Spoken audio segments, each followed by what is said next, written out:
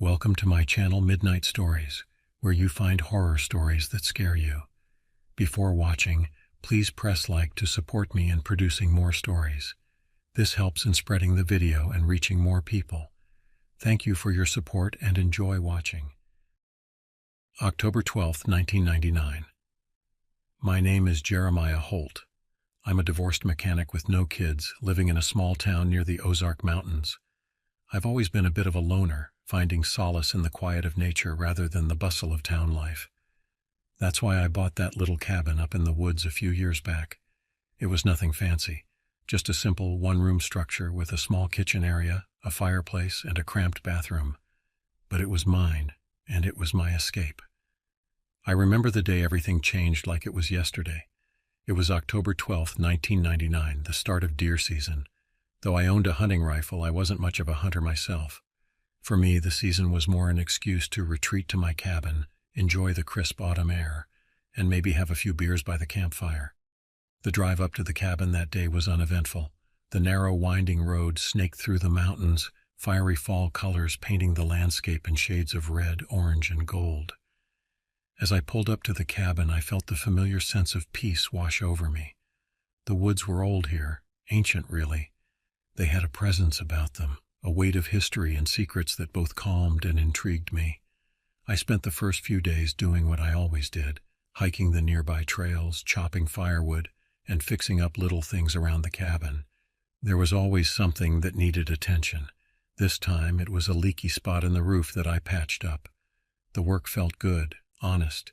It was a far cry from the complex engines and stubborn customers I dealt with back in town. Evenings were my favorite. I'd sit on the small porch nursing a cold beer, watching the sunset behind the trees. The forest would come alive with night sounds, owls hooting, crickets chirping, the rustle of small animals in the underbrush. It was during one of these quiet evenings that I first noticed something was off. It started with a feeling, really. A prickling on the back of my neck, like I was being watched. I tried to shake it off, telling myself it was just my imagination running wild in the isolation. But then I heard it. Footsteps, heavy ones, circling the cabin. At first I figured it must be some drunk hunter who'd gotten turned around in the dark. It wouldn't be the first time someone had stumbled upon my little slice of paradise by accident. I called out, "Hey there, you lost?" My voice echoed in the darkness, but there was no response. Just an eerie silence that seemed to swallow up even the usual nighttime sounds. I waited, straining my ears for any noise, but there was nothing. Eventually, I convinced myself it was probably just a deer or maybe a black bear, common enough in these parts. I went to bed, but sleep didn't come easy that night. The next morning, I woke early, the events of the previous night still nagging at me. I decided to take a look around the cabin just to ease my mind. That's when I saw them. Tracks in the soft earth around the cabin. They were like nothing I'd ever seen before, and I'd seen plenty of animal tracks in my time. These were big, much larger than a bear's, with long curved claw marks at the end of each toe. The stride length was immense, suggesting whatever made them was tall, really tall. As I followed the tracks, I noticed something else, tufts of fur snagged on a low-hanging branch near one of the windows. It was coarse and dark, unlike any animal fur I recognized. My gut churned with a mix of fear and curiosity. Something wasn't right here, but I couldn't put my finger on what exactly was wrong. As a precaution, I went inside and loaded my hunting rifle. Better safe than sorry, I thought. That night things escalated. The noises returned, but this time they were unmistakable. Something was out there, something big. I could hear it moving around the cabin, its heavy footfalls crunching on the fallen leaves. Then came the scratching, a horrific sound of claws dragging across the wooden walls of the cabin. I sat rigid in my chair by the fireplace, rifle clutched in my sweaty hands. The scratching moved from wall to wall, circling the cabin. Then I heard it, a low, rumbling growl that seemed to vibrate through the very floorboards. It was unlike anything I'd ever heard before, not quite animal, not quite, well, I didn't know what. Gathering my courage, I moved to the window, peering out into the darkness. The fire cast flickering shadows across the yard, and in those dancing shadows I saw it. A hulking silhouette far too tall to be natural, its head cocked at an odd angle, as if it were studying the cabin. Studying me. My heart pounded in my chest so hard I was sure the creature could hear it. I'm not a man who scares easily. I've faced down angry customers and even a few barroom brawls in my day. But this was something else entirely. Every instinct in my body screamed danger. I decided I needed to do something, to chase it off somehow. With shaking hands, I moved to the door, planning to fire a warning shot over its head. But the moment I cracked open the door, I froze. There it was, crouched on my porch, not 10 feet away from me. In that moment, bathed in the warm glow of the firelight spilling from the open door, I got my first real look at the creature. Even now, years later, I struggle to describe it accurately. It's as if my mind rebels against the memory, trying to protect me from the sheer otherworldliness of what I saw. It was massive, easily as tall as me even in its crouched position, and I stand over 6 feet. Its body was lean but corded with rippling muscles visible beneath a hide of taut, leathery skin. The arms were too long for its body, ending in hands tipped with claws that looked sharp enough to gut a deer in one swipe. Those claws dripped with some dark, viscous fluid that I prayed wasn't blood. But it was the creature's head that truly horrified me. It had a long, wolfish snout filled with row upon row of jagged teeth, each one looking sharp enough to tear through bone. Its nose was split, reminiscent of a snake's, flaring as it sniffed the air. And the eyes. God, those eyes. They were a sickly yellow color, glowing with an unnatural light and filled with an intelligence that chilled me to my core. This wasn't just some animal. There was a calculating, predatory mind behind those eyes. For what felt like an eternity, we stared at each other. I was paralyzed with fear, my finger frozen on the trigger of my rifle. The creature studied me, its head tilting this way and that like a curious dog. Then it let out a hiss, a sound so alien and terrifying that it broke me from my trance. I slammed the door shut, my hand shaking so badly I could barely throw the lock. Cursing myself for not taking the shot when I had the chance, I quickly moved to barricade the door with whatever furniture I could drag over. All the while I could hear the creature outside, circling the cabin, those heavy footsteps punctuated by occasional scratches against the walls and windows. Sleep was out of the question. I spent the night huddled in a corner, rifle aimed at the door, jumping at every sound. Those glowing eyes peered in through the windows periodically, watching, waiting. I've never felt so hunted, so utterly vulnerable in all my life. When the first rays of sunlight finally began to filter through the windows, the noises outside ceased. I waited for what felt like hours, ears straining for any sound of the creature's presence. Finally, when the sun was well and truly up, I gathered the courage to look outside. The area around the cabin looked like a war zone. Deep furrows were carved into the earth, trees bore deep scratch marks, and in several places I found more of that coarse, dark fur. But what caught my attention were the tracks, the same enormous clawed footprints I'd seen the day before. They led away from the cabin, deeper into the woods. I knew I should leave, pack up my things and get the hell out of there. But something held me back. Maybe it was morbid curiosity, or maybe I just couldn't believe what had happened and needed some kind of proof. Whatever the reason, I found myself following those tracks into the forest. The trail led me deeper into the woods than I'd ever ventured before. The trees grew denser, older, their gnarled branches blocking out much of the sunlight.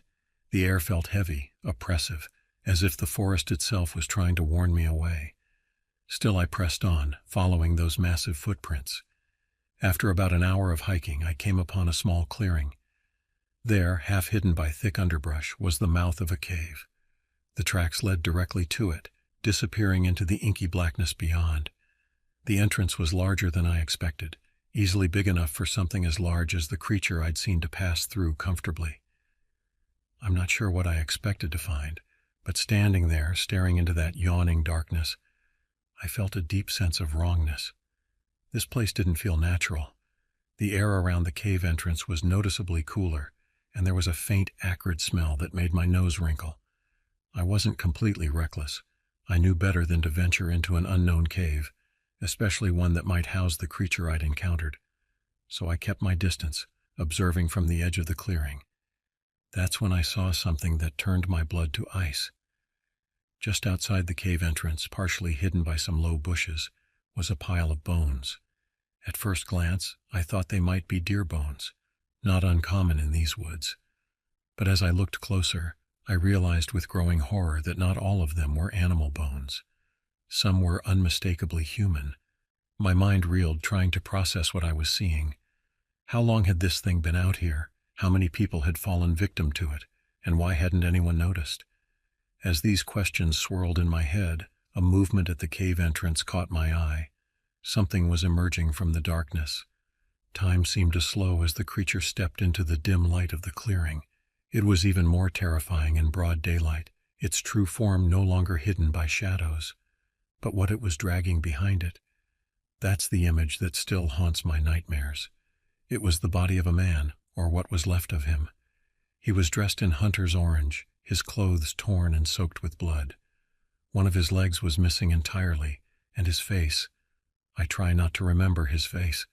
I stood there, frozen in horror, as the creature dropped its grisly prize near the pile of bones. It then turned, those yellow eyes locking onto me with terrifying intelligence. In that moment, I knew it had been aware of my presence the entire time. It had led me here deliberately, wanting me to see this. My paralysis broke, and I ran. I ran faster than I've ever run in my life, crashing through the underbrush with no regard for stealth or direction. All I knew was that I had to get away. I didn't stop until I reached my cabin, my lungs burning and legs shaking from exertion. As I burst into the clearing around my cabin, I chanced to look back. There, at the edge of the trees, stood the creature. It wasn't chasing me. It just stood there, watching, those yellow eyes boring into me. Somehow that was even more terrifying than if it had pursued me. I packed my things in a frenzy, my hands shaking so badly I could barely zip my duffel bag. I didn't start to calm down until I was miles down the mountain road, the familiar sights of civilization coming into view. My first stop was the sheriff's office. I knew I couldn't tell them everything. They'd think I was crazy. So I spun a tale about a rogue bear, aggressive and unnaturally large. I mentioned the hunter's body, describing it as a mauling. I could tell they didn't fully believe me, but they took my statement seriously enough to send a search party up to the area. They never found anything, of course. No bodies, no abnormally large animal tracks, nothing. They chalked it up to poachers operating out of season, and possibly me being a bit jumpy alone in the woods. They told me to let them know if I saw anything suspicious again.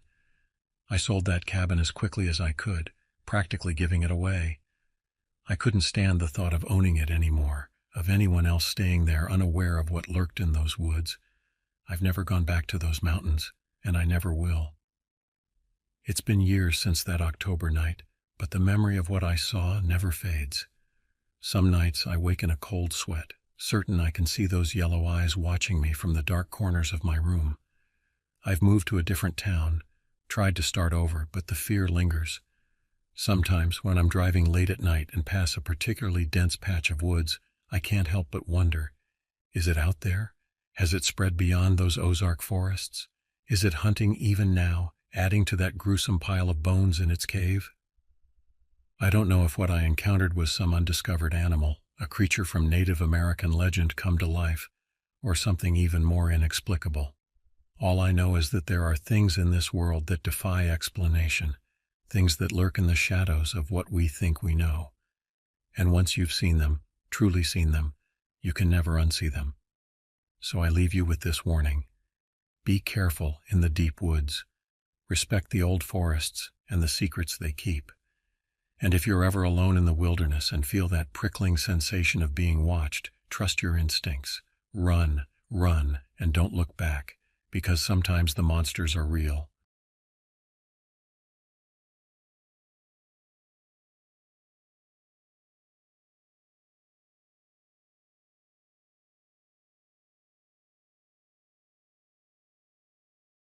October 12, 1999. That's when it all began. The day that changed everything I thought I knew about the world. My name is Finn Barlow, and I'm a carpenter by trade. I've always been good with my hands, able to see the potential in a piece of wood that others might overlook. It's a skill that served me well over the years, allowing me to build a decent life for myself.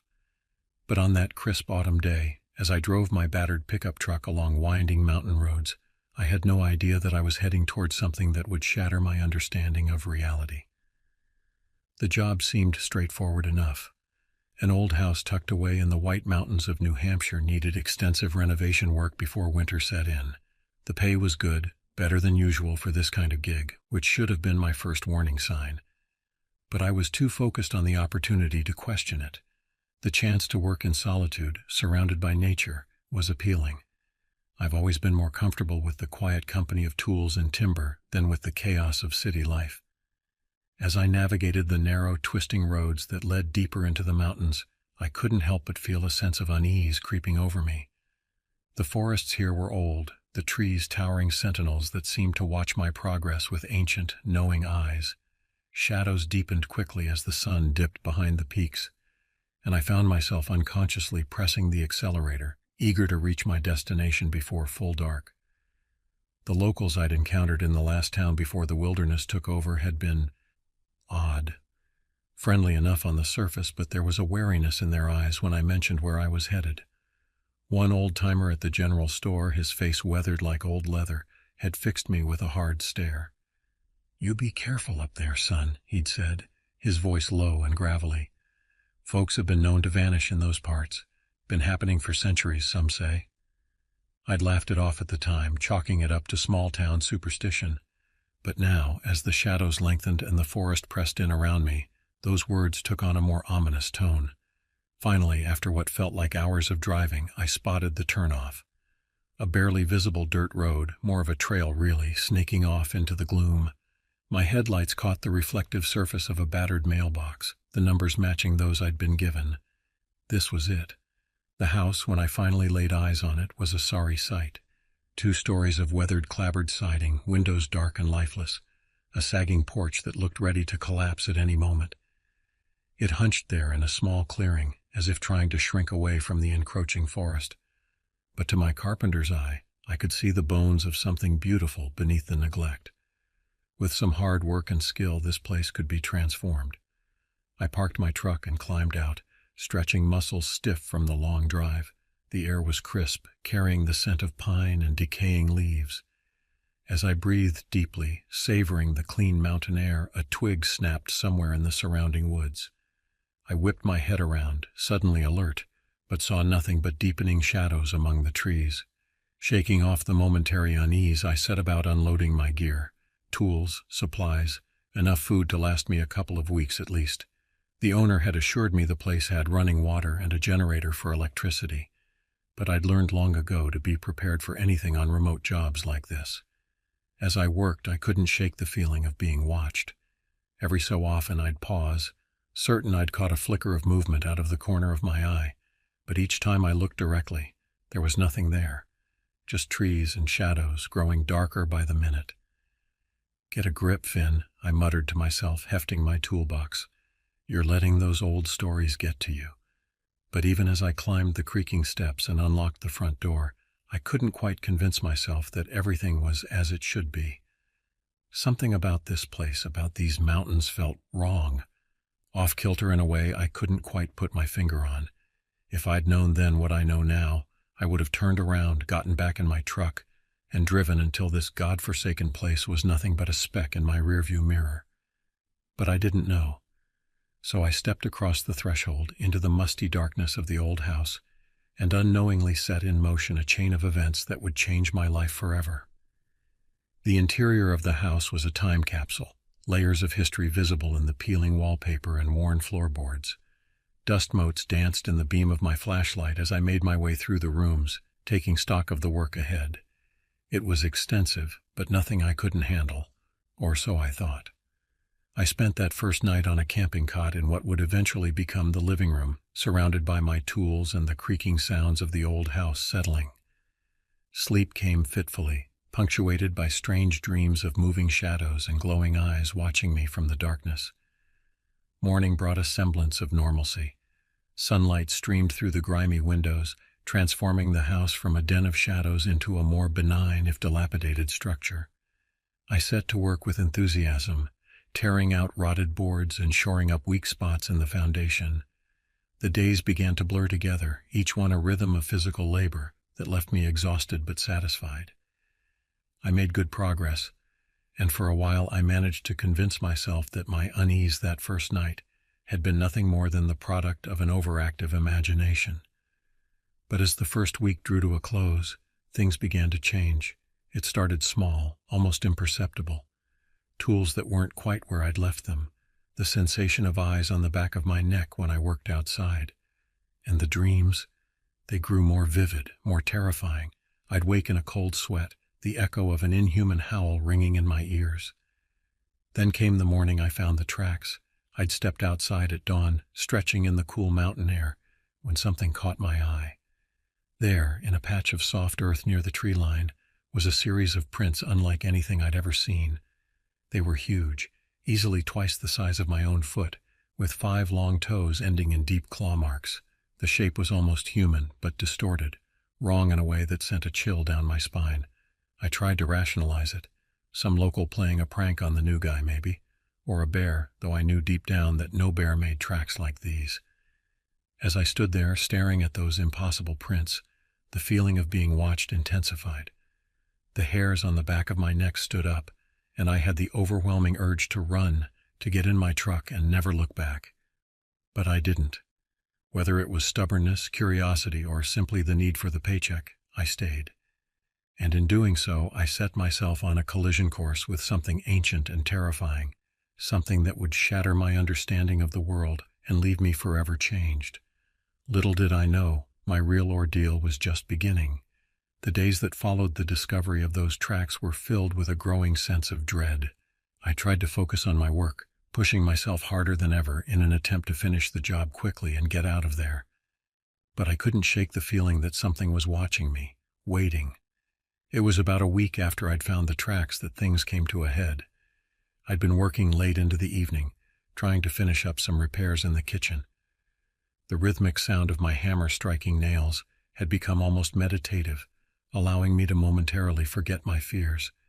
Then I heard it, a heavy thud against the side of the house, like something large had collided with the outer wall. The hammer slipped from my suddenly nerveless fingers, clattering to the floor. For a long moment I stood frozen, straining my ears for any further sound. Silence. With trembling hands, I reached for the flashlight I kept nearby. Part of me wanted to barricade myself inside, to hide until dawn and then flee this godforsaken place. But a larger part, driven by a mix of curiosity and stubborn pride, propelled me towards the door. The night air was crisp and still as I stepped onto the porch. My flashlight beam cut through the darkness, dancing over the overgrown yard and the looming wall of trees beyond. At first I saw nothing out of the ordinary. Then a movement caught my eye. There, at the edge of the woods, about 20 feet from where I stood, was a form that defied explanation. It was crouched low, a massive, twisted shape that my mind struggled to comprehend. As my light fell upon it, the creature seemed to flinch, shrinking back from the beam. My heart was hammering so loudly in my chest that I was sure the thing could hear it. Slowly, with a fluid grace that belied its size, the creature rose to its full height. It had to be at least 7 feet tall, possibly more. Its body was covered in coarse gray fur, all lean muscle and sinew. But it was the eyes that truly chilled me to my core. They were huge, reflecting my flashlight beam with an eerie amber glow. But it wasn't just the size or the color that was unsettling. There was an intelligence in those eyes, a cold, calculating awareness that spoke of something far more than a simple animal. And behind that intelligence I sensed something else, malice, hunger. For a moment that seemed to stretch into eternity, we stood there, locked in a silent standoff. Then, with a speed that seemed impossible for its size, the creature moved. It let out a blood-curdling howl that shook me to my very soul, a sound that would haunt my nightmares for years to come. And then, in the blink of an eye, it was gone, vanishing into the darkness of the forest. I stumbled back inside, my legs nearly giving out beneath me. With shaking hands, I barricaded the door, piling furniture against it in a desperate bid for some sense of security. Sleep was out of the question. I spent the night huddled in a corner, my back to the wall, jumping at every creak and groan of the old house. When morning finally came, I half expected to find that it had all been some vivid nightmare brought on by isolation and an overactive imagination. But the furniture was still piled against the door, and outside I found more tracks, deeper this time, as if the creature had been pacing around the house all night. But it was the other discovery that finally broke me. Near the edge of the woods I found the remains of a deer, or rather half of a deer. The carcass had been torn apart with brutal force, and the stench of death hung heavy in the air. That was it. I couldn't stay here any longer. Whatever was out there, whatever I'd seen, it was real, and it was dangerous. I threw my things haphazardly into my truck, not even bothering to pack properly. As I pulled away from the house, I couldn't help but glance in my rearview mirror. For a moment, I could have sworn I saw something large and dark move between the trees, watching me leave. I didn't look back again. The drive back to civilization was a blur. I pushed my old truck to its limits, half expecting at any moment to see that twisted form loping after me on the road. It wasn't until I was back in town, surrounded by the comforting sounds of normal, everyday life, that I began to relax. But the relaxation was short-lived. As the immediate fear faded, questions began to crowd my mind. What had I seen? What was that thing? And most pressingly, what should I do about it? I wrestled with the idea of going to the authorities. But what would I say? That I'd seen some kind of monster in the woods? They'd think I was crazy, or worse, that I was trying to cover up some kind of crime. No, going to the police wasn't an option. For weeks I tried to put it behind me. I took on small jobs around town, threw myself into mundane tasks, anything to keep my mind occupied. But I couldn't shake the memory of those glowing eyes, that inhuman howl. It was about a month after my experience in the mountains that I found myself in a bar on the outskirts of town. I wasn't much of a drinker usually, but that night I was seeking the numbing embrace of alcohol to quiet my thoughts. As I nursed my beer, my attention was caught by a conversation at a nearby table. Two men were discussing a recent news story. My blood ran cold as I listened. Another one gone missing up in the Whites, one man was saying, shaking his head sadly. Third one this year. Damn shame, his companion replied. They're saying it was near that old Carlson place, you know, the one that's been abandoned for years. I felt the color drain from my face. The Carlson place. That was the house I'd been working on. With trembling hands, I pulled out my phone and searched for local news. Sure enough, there it was. A hiker had gone missing in the White Mountains, last seen in an area uncomfortably close to where I'd been working. The article mentioned that search teams had found some unidentified animal tracks in the area. I knew what had made those tracks. The realization hit me like a physical blow. I'd known something was out there, something dangerous, and I'd run away. How many people had disappeared since then? How many lives had been lost because I'd been too scared to speak up? The guilt was overwhelming. I should have done something, said something, but even as I thought it, I knew that no one would have believed me. They'd have dismissed me as a drunk or a madman, just like I would have, before I'd seen it with my own eyes. As I sat there wrestling with my conscience, my phone buzzed. A text message from a number I didn't recognize. The contents made my heart skip a beat. Finn, it's Egan. We need to talk about the Carlson job. Call me. Egan. My old boss. The one who'd sent me up to that house in the first place. With shaking fingers I dialed the number. Egan's gruff voice answered on the second ring. Finn, he said, his tone grave. I think you and I need to have a conversation about what really happened up there. The meeting with Egan was set for the next day, at a quiet diner on the edge of town. I arrived early, my nerves jangling, half expecting Egan to show up with the police in tow. But when he walked in, he was alone, looking older and more haggard than I remembered. We ordered coffee, more for something to do with our hands than out of any real desire for caffeine. For a long moment we sat in silence, each waiting for the other to speak first. Finally, Egan sighed heavily. I owe you an apology, Finn, he said, his voice low. I should have warned you before I sent you up there, but I figured, hell, I don't know what I figured, that maybe it was all just stories, old wives' tales. I felt a surge of anger.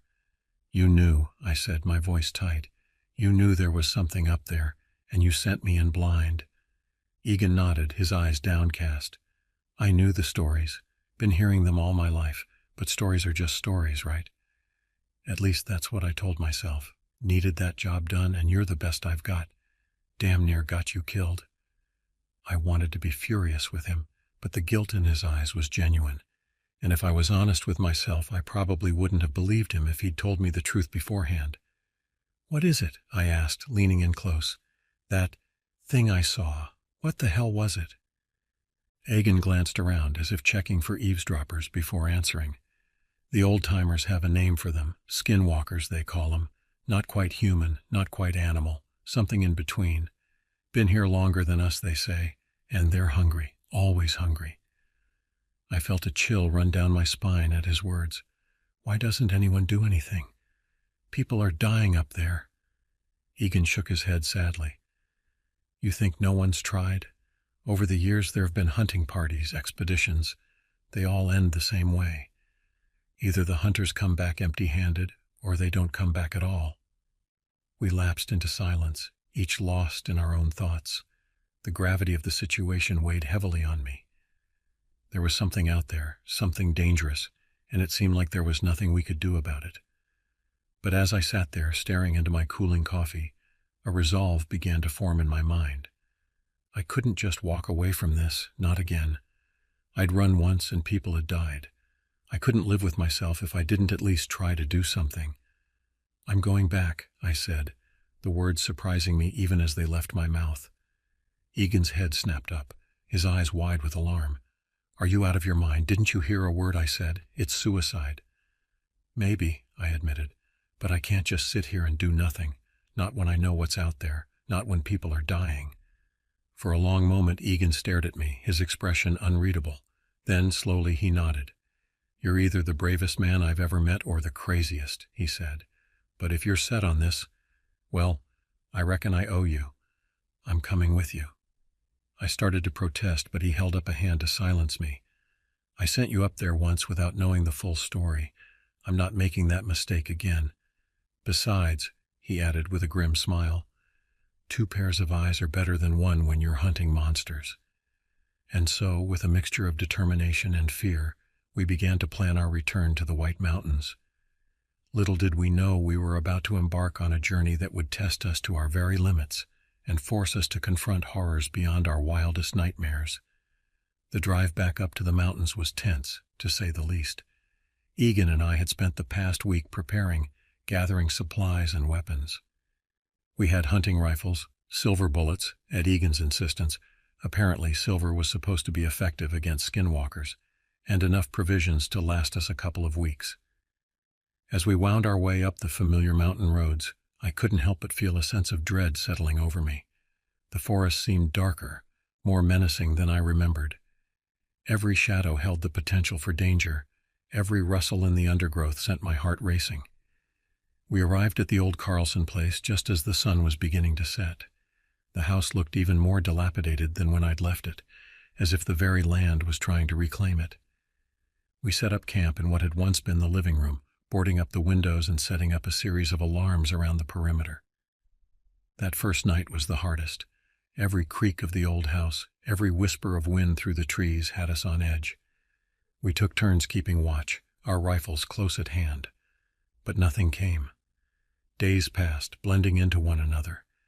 We patrolled the area during the day, looking for signs of the creatures. At night we huddled in the house, waiting, watching. The tension was unbearable. It was on the 5th night that everything changed. I was on watch, Egan sleeping fitfully nearby, when I heard it. A low, guttural growl that seemed to vibrate through the very floorboards. I nudged Egan awake, pressing a finger to my lips for silence. We moved to the windows, peering out into the darkness. At first I saw nothing. Then a movement caught my eye. Something large was moving at the edge of the clearing, its form indistinct in the gloom. Egan must have seen it too, because I felt him tense beside me. Slowly, carefully, we raised our rifles. The creature moved again, and this time I caught a glimpse of glowing amber eyes. My heart leaped into my throat. It was the same creature I'd seen before. What happened next was a blur of chaos and terror. The creature charged, moving with impossible speed. We opened fire, the sound of gunshots shattering the night. I saw the creature stumble, heard it roar in pain and fury, but it kept coming. It crashed through the boarded-up window in a shower of glass and splintered wood. I caught a glimpse of matted fur, of razor-sharp claws, of those terrifying eyes blazing with hunger and rage. Egan and I fell back, still firing. The creature's movements became erratic, jerky. Our bullets were having an effect, but it wasn't going down. In desperation, I grabbed for the silver knife we'd brought as a last resort. The creature lunged at Egan, its massive form bowling him over. I saw claws flash, heard Egan scream of pain. Without thinking, I threw myself at the beast, driving the silver knife deep into its side. The effect was instantaneous. The creature let out a howl of agony, a sound so piercing it felt like it might shatter my eardrums. It thrashed wildly, throwing me off. I hit the wall hard, my vision blurring. Through the haze, I saw the creature stagger, black ichor oozing from its wounds. It fixed me with one last hate-filled glare, then turned and crashed back out through the broken window, disappearing into the night. For a long moment, all I could hear was my own ragged breathing and Egan's pained groans. We were alive, but barely. Egan's arm was badly mauled, and I was pretty sure I had a concussion. As the adrenaline began to fade, the full weight of what had just happened hit me. We'd faced the creature, wounded it, but we hadn't killed it. And now it knew we were here, knew we were a threat. This wasn't over, not by a long shot. The aftermath of our encounter was a haze of pain and fear. I patched up Egan as best I could, using our limited first aid supplies. His arm was a mess of deep gashes, but the bleeding had slowed. We were both in bad shape, but alive, for now. As dawn broke, casting long shadows across the ruined living room, we took stock of our situation. Our supplies were scattered, many of our defenses destroyed. We were injured, exhausted, and now we knew for certain the creature was out there, and it was far more dangerous than we'd imagined. "We need help," Egan grunted, wincing as he tried to move his injured arm. "We can't do this alone." I nodded grimly. He was right, of course, but who could we possibly turn to? The authorities wouldn't believe us, and even if they did, they weren't equipped to handle something like this. That's when we heard it, a soft whistle from outside. Egan and I exchanged alarmed glances. Had the creature returned? But no, this sound was distinctly human. Cautiously, rifle at the ready, I approached the shattered window. What I saw made me blink in disbelief. There, standing at the edge of the clearing, was a man. Tall, lean, with the weathered features of someone who'd spent a lifetime in these mountains. He was dressed in what looked like a mix of modern outdoor gear and traditional Native American clothing. And he was armed. I could see the gleam of a high-powered rifle slung across his back. The stranger raised his hand slowly, showing he meant no harm. "Looks like you boys could use a hand," he called out, his voice carrying easily across the clearing. Egan and I exchanged glances. After a moment's hesitation, I called back, "Who are you?" "Name's Nathaniel," the man replied. "I've been tracking that skinwalker you tangled with. Heard the commotion last night, figured I'd check it out." My mind raced. This man knew about the skinwalkers. He'd been tracking the creature. Could he be an ally? Cautiously, we invited Nathaniel inside. As he stepped through the ruined doorway, I couldn't help but notice the way his eyes scanned the room, taking in every detail. This was a man who knew how to survive in dangerous situations. "You're lucky to be alive," Nathaniel said, examining our wounds with a practiced eye. "Not many folks survive a direct encounter with a skinwalker." As he helped us properly dress our injuries, Nathaniel explained his story. He was a member of a local Native American tribe, one that had been dealing with the skinwalker threat for generations. They were the protectors, he said, keeping the ancient evil at bay and preventing it from preying on unsuspecting outsiders. "But in recent years it's gotten harder," Nathaniel admitted, his face grim. "More people coming into the mountains, more potential victims, and the skinwalkers, they're getting bolder." We spent the rest of the day exchanging information. Nathaniel was a wealth of knowledge about the skinwalkers, their habits, their weaknesses, the best ways to fight them. Silver was indeed effective, as were certain herbs and rituals passed down through his tribe. As night fell, we prepared for another potential attack. But Nathaniel assured us that the skinwalker we'd wounded would be licking its wounds, at least for tonight. "But it'll be back," he warned, "and it won't be alone. These things, they hold grudges. and they're smart, far smarter than any normal animal. Over the next few days, Nathaniel taught us everything he could. We learned to move silently through the forest, to spot the subtle signs of skinwalker activity. We practiced with the weapons Nathaniel had brought, not just guns and knives, but also more esoteric tools. Pouches of sacred herbs that burned the creature's flesh, amulets that could disrupt their shape-shifting abilities. All the while, we could feel the tension building. The forest around us seemed to grow quieter, as if holding its breath. The skinwalkers were out there, watching, waiting for their moment to strike. It came on the 5th night after Nathaniel's arrival. We were gathered around a small fire, going over our plans one last time, when we heard it. A chorus of howls echoing through the mountains. But these weren't the howls of wolves. They were deeper, more guttural, with an almost human quality that sent chills down my spine. "They're coming," Nathaniel said, his voice tight with tension. "And there's more than one." We doused the fire and took up our positions. The night seemed to press in around us, the darkness almost palpable. For a long moment there was nothing but silence. Then they came. They burst from the tree line like living shadows, all teeth and claws and glowing eyes.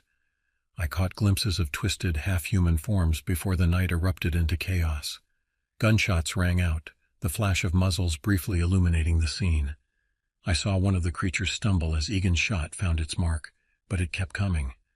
These things were tough, far tougher than any natural animal. I fired my own weapon, the silver bullets leaving trails of acrid smoke in their wake. One of the skinwalkers let out a shriek of pain as the blessed metal tore into its flesh.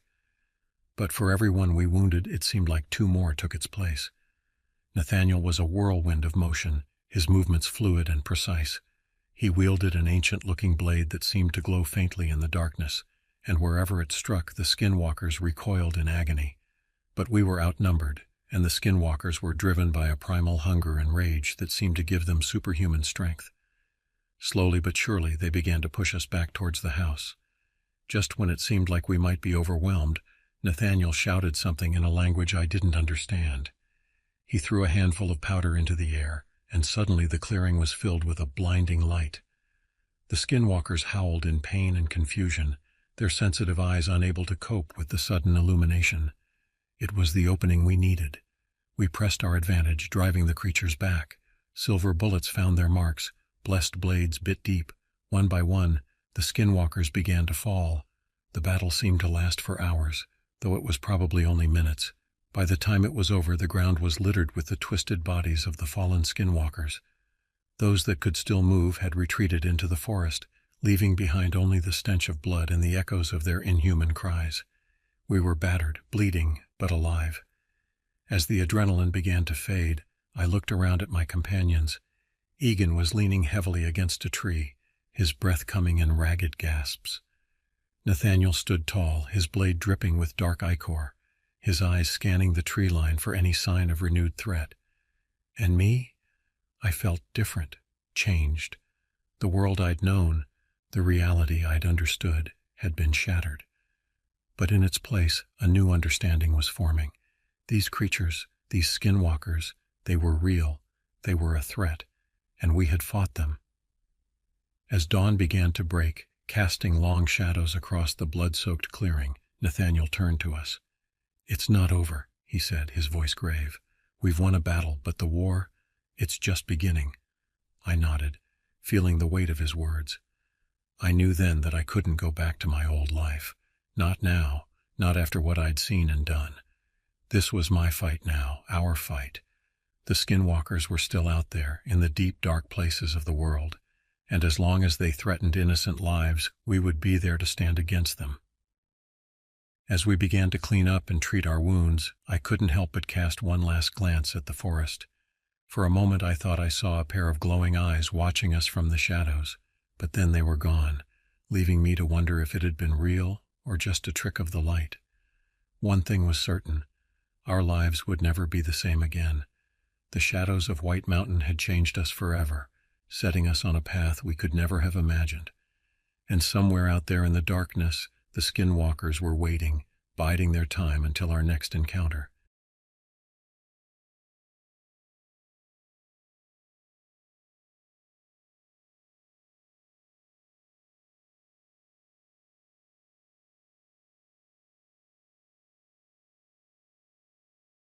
July 4th, 1999.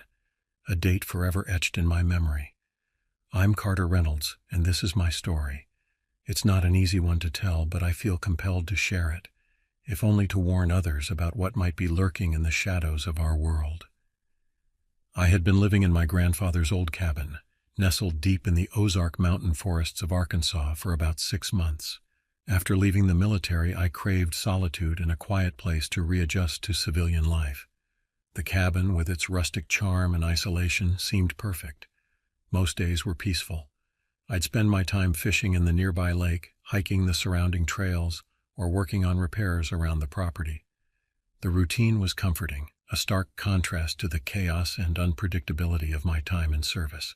Nights were my favorite. I'd sit out on the porch, a steaming mug of coffee in hand, watching for deer and other wildlife. My grandfather's old .30 rifle was always nearby. I rarely used it, but its presence was reassuring, a connection to the past and a safeguard against the unknown. The cabin itself was simple but sturdy. 2 rooms, a main living area with a small kitchen and a bedroom. The bathroom was an outhouse about 20 yards from the back door. Solar panels on the roof provided enough electricity for basic necessities and a well-supplied fresh water. It wasn't luxurious, but it was home. As July 4th approached, I noticed some activity at the old Peterson place down the mountain. A family had arrived for the holiday weekend, a brother and sister, both older than me, with 2 kids who seemed to have endless energy. I'd seen them around a few times, exchanging polite nods, but we generally kept to ourselves. That's how it was out here. Everyone respected each other's space. The night of the 4th started like any other. I was on my porch watching distant fireworks light up the sky. The Peterson family had a bonfire going, and I could hear faint laughter and the occasional pop of smaller fireworks. It was a perfect summer night, warm with a gentle breeze carrying the scent of pine and wood smoke. Little did I know that this idyllic scene was about to shatter, plunging me into a nightmare that would haunt me for years to come. It was around 9:30 p.m. when I first heard it, a rustling in the woods to my right, too heavy to be a deer or coyote. My first thought was a bear. They weren't uncommon in the area, but they usually stayed closer to the lake, away from human activity. Concerned about the possibility of a bear wandering near the Peterson place with kids around, I decided to investigate. I grabbed my grandfather's rifle and stepped off the porch onto the dry grass. The night was clear, a full moon casting long shadows across the yard. As I approached the tree line, the rustling grew louder. Leaves crunched under heavy footsteps, branches snapped. Whatever it was big. I raised the rifle, my heart rate picking up. "Hey there," I called out, trying to sound calm. "Why don't you head on back to the woods?" That's when I saw it. A massive form emerged from behind a thick oak tree, and I felt my blood run cold. It wasn't a bear, it was far too tall, easily 7 or 8 feet high. Its body was hunched and covered in dark, coarse hair. But it was the creature's face that seared itself into my memory. Its head was elongated, almost wolf-like, with a protruding snout filled with sharp teeth. And the eyes, God, those eyes.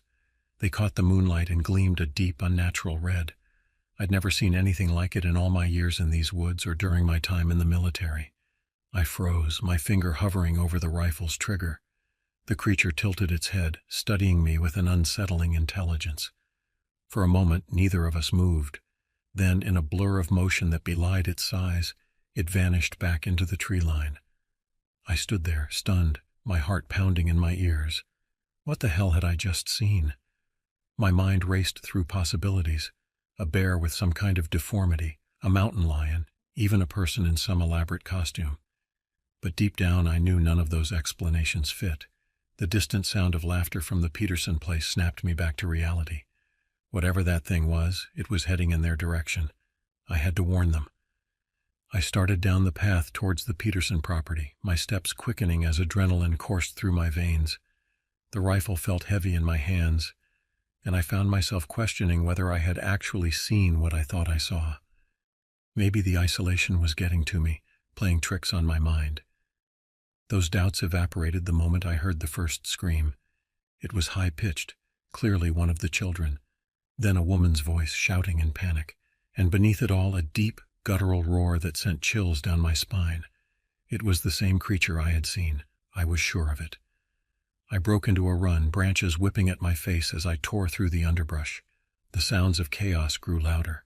More screaming, the crash of something heavy moving through the woods, and that terrible, inhuman growling.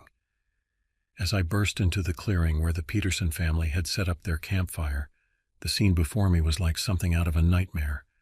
The creature I had seen earlier was there, its massive form hunched over a small, writhing figure on the ground. With horror, I realized it was the young boy, no more than 8 or 9 years old. The child was screaming, desperately trying to crawl away from the monster's grasp. Long, wickedly curved claws swiped at his legs, leaving bloody gashes in their wake. A few yards away, the boy's parents were circling frantically, throwing rocks and shouting in a futile attempt to distract the beast. And then I saw her. The little girl, the boy's sister, lay motionless in the creature's other arm. Her head lolled to one side, her blonde hair matted with blood. I felt bile rise in my throat, but there was no time for shock or hesitation. I raised the rifle to my shoulder, aiming for the center of the creature's mass. The .30. 30 roared, the sound echoing through the woods. The beast bellowed in pain and anger, dropping the girl's body as it clutched at its now mangled arm. The boy seized his chance, scrambling away with a final terrified scream. His mother, who I now remembered was named Melissa, rushed to the fallen girl. The father, Tom, I recalled, was shouting something at me, waving his arms wildly towards the woods. "Get out of here, run!"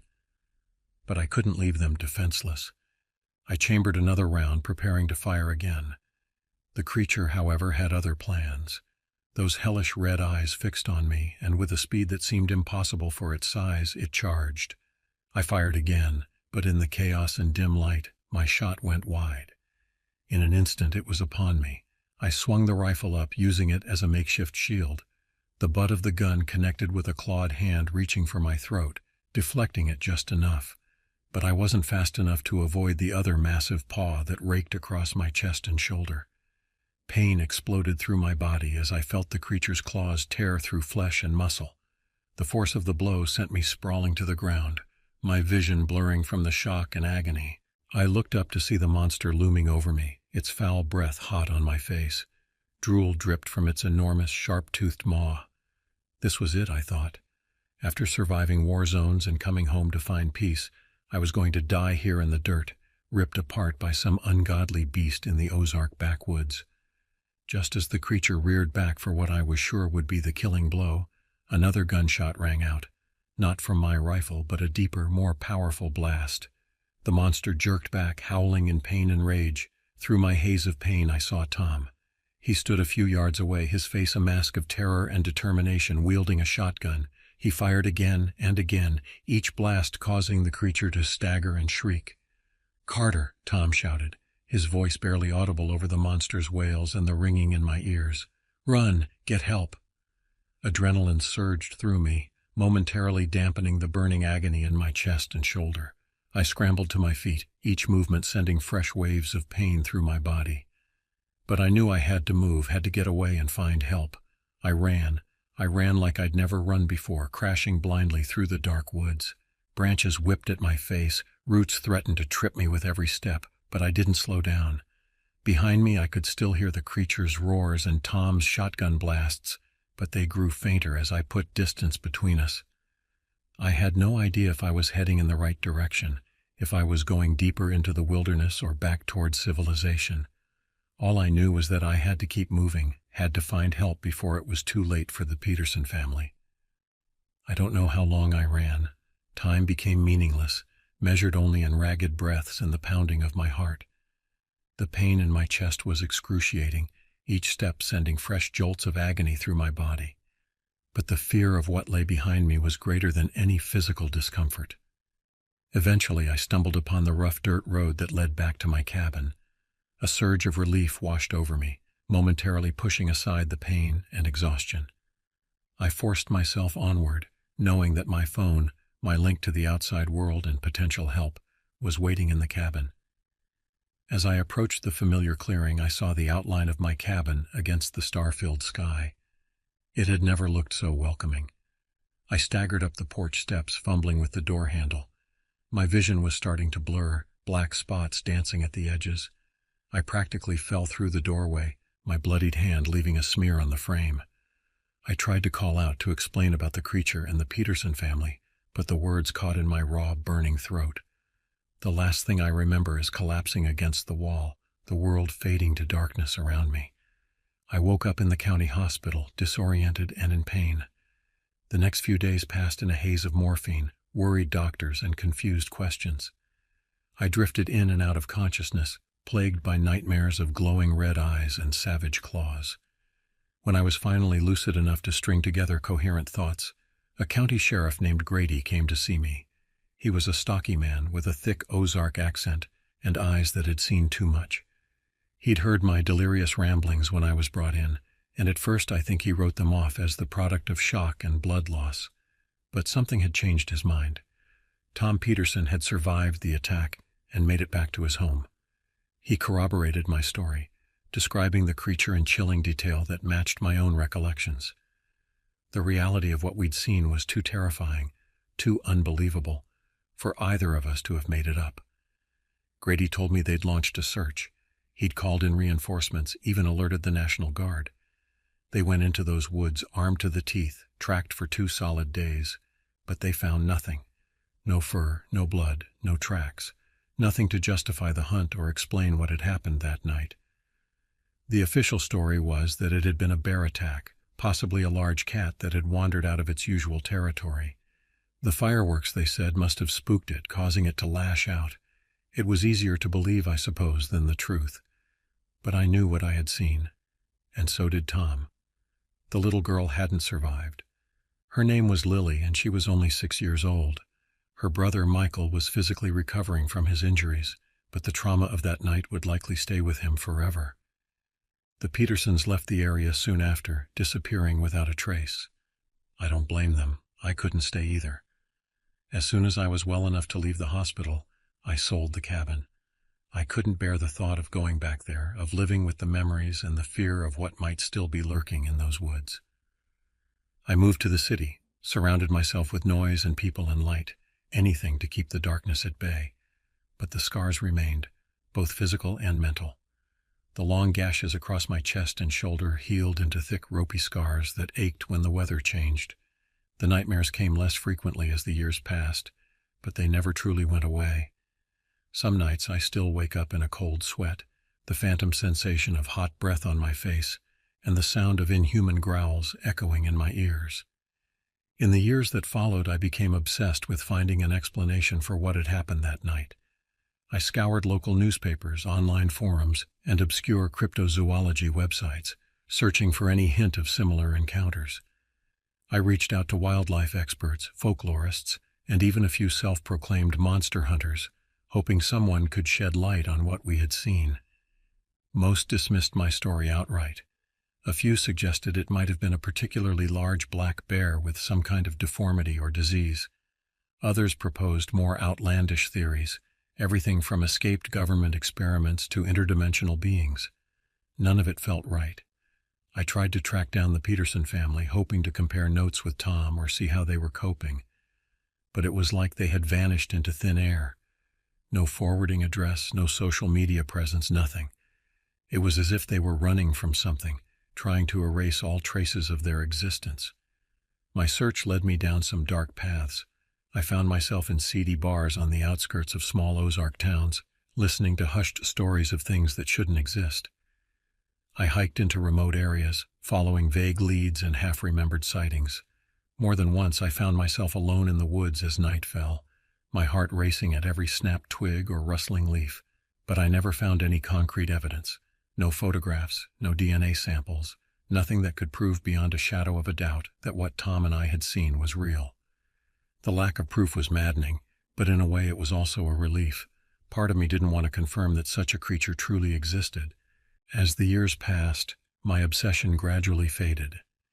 I still kept an eye on the news from that region, still felt a chill when I heard about unexplained disappearances or strange animal sightings. But I learned to live with the uncertainty, to accept that some questions might never be answered. It's been 25 years since that night in the Ozarks. I'm older now, my hair graying at the temples, The scars on my chest faded to silver lines. I've built a life for myself, found some measure of peace, but I've never forgotten. Sometimes when the wind howls just right, or when I'm alone in the dark, I'm transported back to that moment. I can smell the pine needles and feel the humid summer air on my skin. I can hear the creatures growl, see those glowing red eyes in the shadows. I don't know if what we encountered that night was some unknown species, a freak of nature, or something beyond our understanding. I don't know if it's still out there, lurking in the deep woods, waiting for another unfortunate soul to cross its path. Part of me hopes it died from its wounds, that the nightmare ended that night. But another part of me knows better. The world is vast and full of mysteries. There are dark corners where ancient things still dwell, where the line between reality and nightmare blurs. Most people go through their lives never glimpsing what lies beyond the veil of the ordinary. And maybe that's for the best. But for those of us who have seen it, who have felt the touch of the unknown, the world is never quite the same. We walk with one foot in shadow, always aware that the impossible might be waiting just around the corner. So if you find yourself in the wilderness, whether it's the Ozark Mountains or any other remote place, remember this story. Be aware of your surroundings. Listen to your instincts. And if you hear something moving in the dark, something too big to be a deer or a bear, don't investigate. Don't try to be a hero. Don't try to be a hero. Run. Run as fast and as far as you can, because some things in this world aren't meant to be understood or confronted.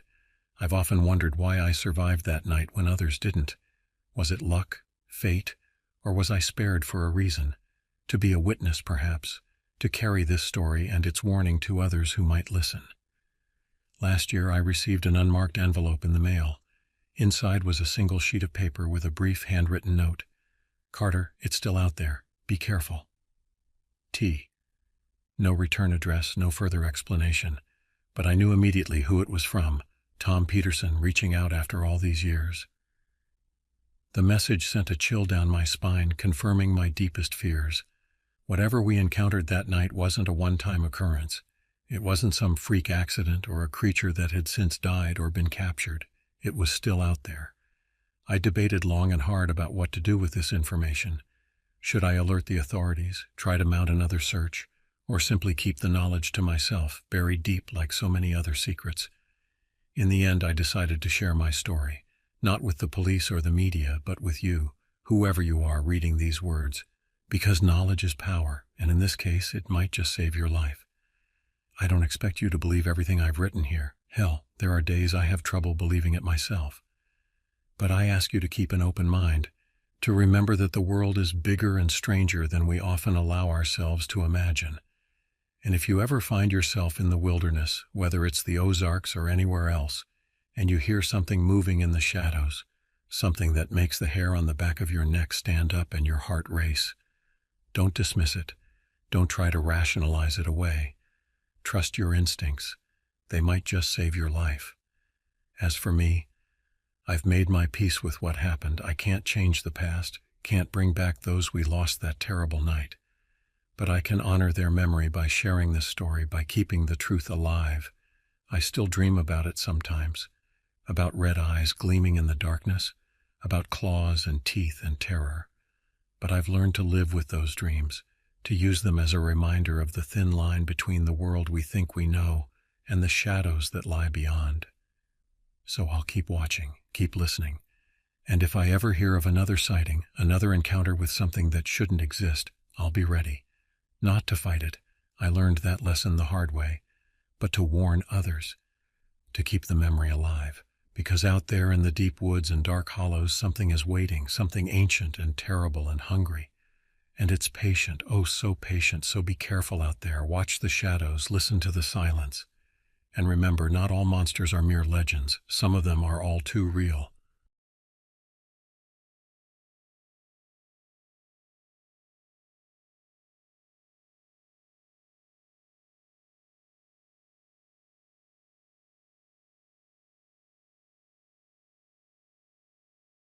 It was September 21st, 1997, when my life changed forever.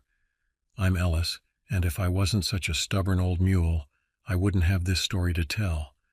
but I do, and it's a tale that still haunts me to this day. I had decided to rent a small cabin tucked along Lake of the Ozarks in Missouri for a month. The plan was simple: do some fishing, enjoy the quiet, and maybe finish that novel I'd been putting off for years. Little did I know that this peaceful retreat would turn into a nightmare that would follow me for the rest of my life. The first few days were uneventful. I set up my fishing gear, stocked the cooler with beer, and settled into a comfortable routine. The tranquility of the lake was a welcome change from the bustling streets of St. Louis, where I'd been living for the past decade.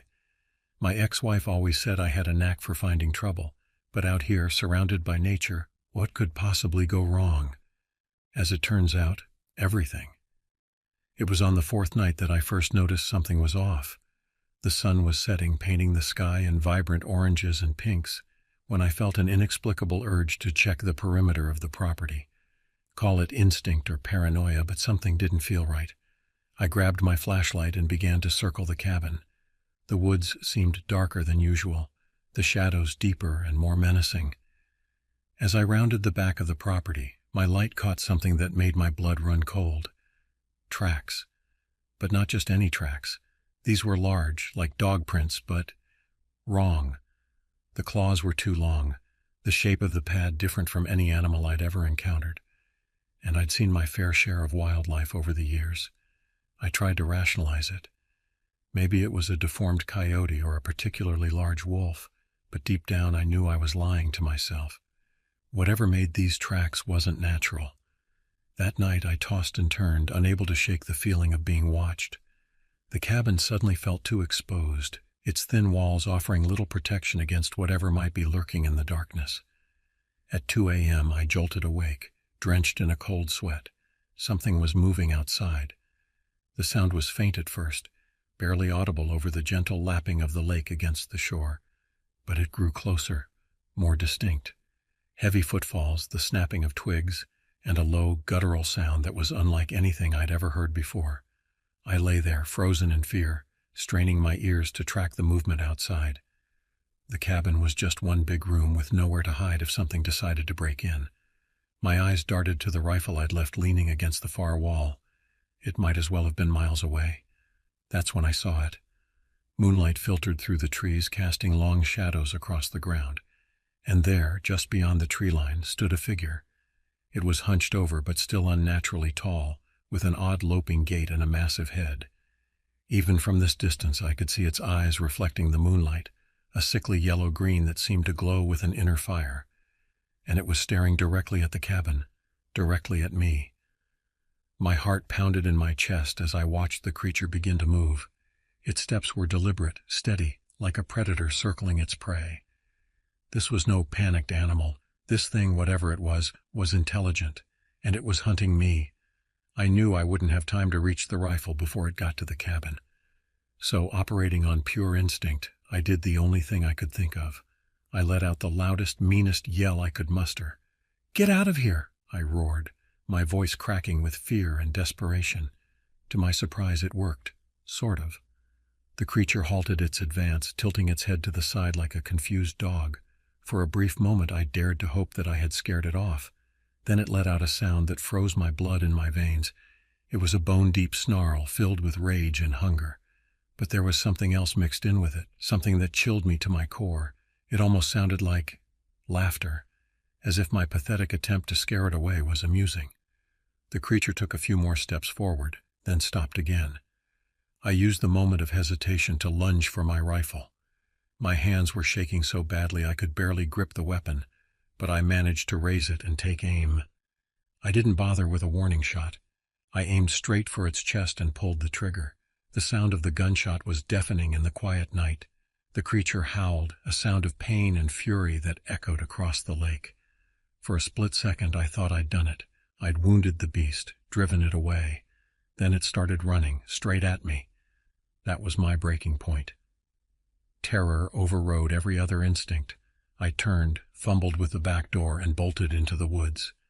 The creature's roars of rage followed close behind. I don't know how long I ran. Time seemed to lose all meaning as I crashed through the underbrush, tripping over roots and tearing my clothes on thorns.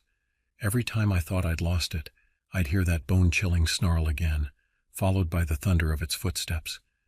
Just when I was sure I couldn't take another step, when my lungs were burning and my legs felt like lead, I saw it. A dirt road winding through the trees. Salvation.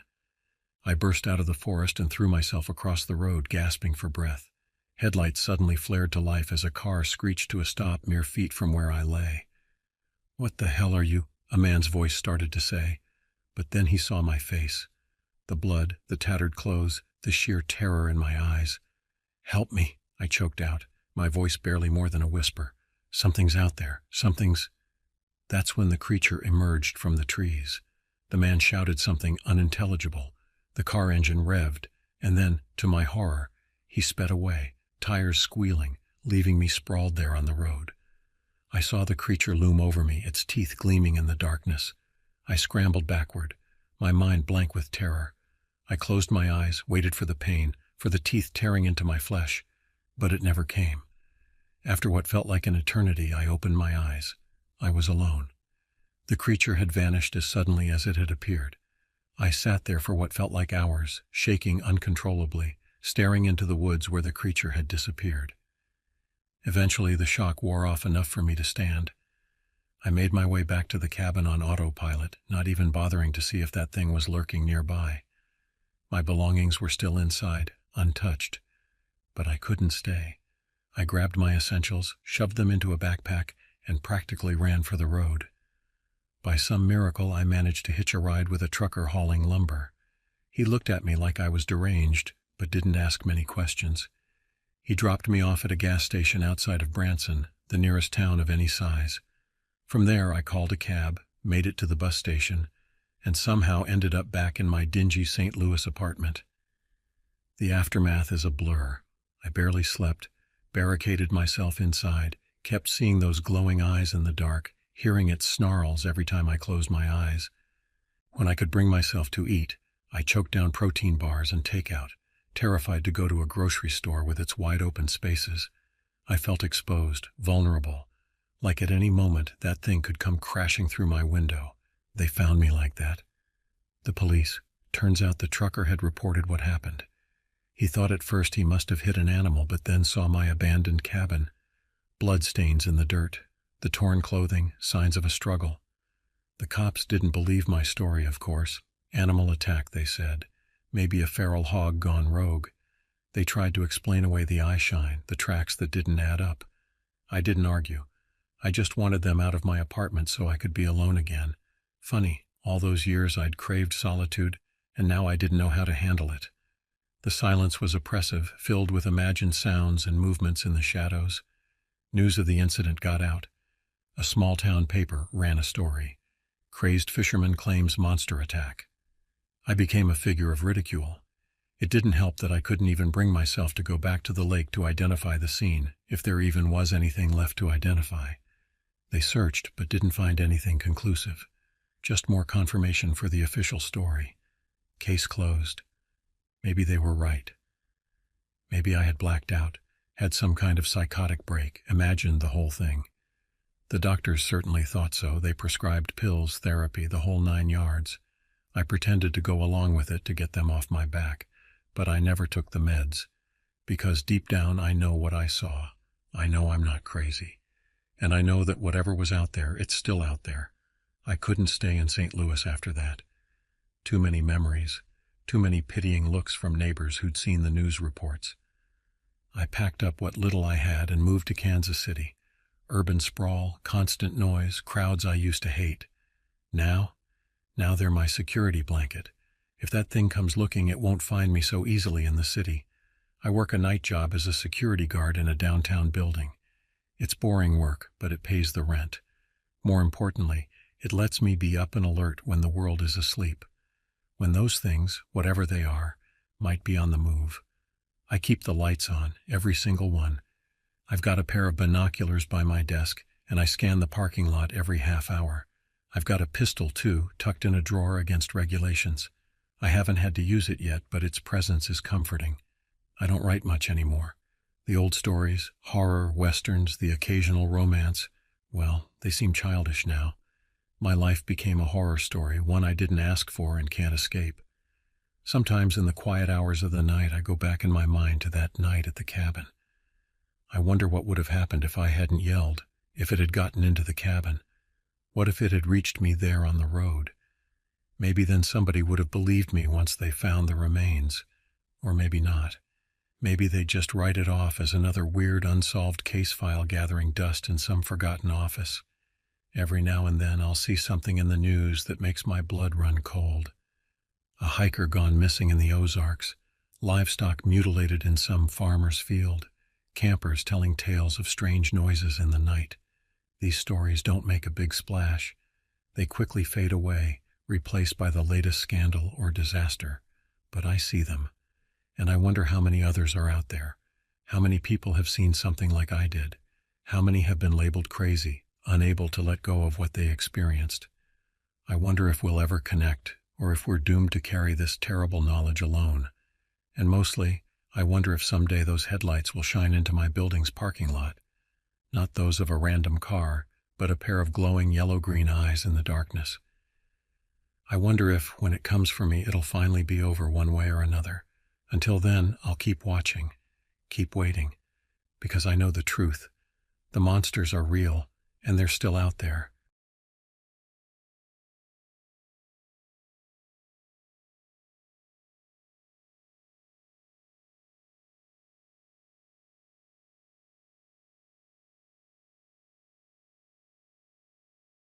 The date was July 25th, 1991. I remember it clearly because it was the day my life changed forever. My name's Henry, and I just finished a stint with the Coast Guard. After years of service, I was ready for some peace and quiet. That's why I chose a small cabin outside the little town of Oak Ridge, nestled in the backwoods of Oregon. The cabin itself wasn't much to look at, a weathered two-bedroom structure with a tin roof that sang in the rain and creaked under the weight of winter snow. But it was mine, and it came with 5 acres of densely wooded land that stretched out into the wilderness beyond. As I pulled up in my beat-up Ford pickup, loaded down with what few possessions I'd accumulated over the years, I felt a sense of relief wash over me. The air was crisp and clean, filled with the scent of pine and damp earth. In the distance, I could hear the faint rustling of leaves and the occasional call of a bird I couldn't identify. "This is it," I muttered to myself, climbing out of the truck. Home sweet home. The realtor had left the key under a flower pot by the front door, just as she'd promised. As I turned it in the lock, I couldn't help but feel a twinge of excitement. This was my fresh start, my chance to leave behind the rigors of military life and find some peace. The inside of the cabin was modest but comfortable. A small living room with a stone fireplace, a kitchen with appliances that had seen better days but still worked, and 2 bedrooms, one of which I planned to use as a study. It wasn't much, but it was more than enough for a man who'd spent the better part of a decade bunking on Coast Guard cutters. That first night, as I lay in bed listening to the unfamiliar sounds of the forest, I felt truly at ease for the first time in years. The solitude that some might find oppressive was a balm to my soul. Little did I know that this peace was merely the calm before a storm that would shatter my world and challenge everything I thought I knew about reality. The next few weeks passed in a blur of unpacking, settling in, and getting to know the rhythms of life in the woods. I spent my days fixing up the cabin, chopping firewood, and exploring the surrounding forest. The solitude suited me just fine, even if it did get a tad lonely at times. It was about a month after I'd moved in that I noticed the first sign that something wasn't quite right. One morning, as I was heading out to the old woodshed to grab some kindling, I stumbled upon a gruesome sight that stopped me dead in my tracks. There, just a few yards from the shed, lay the mangled carcass of a rabbit. Now, I'd seen plenty of animal kills before.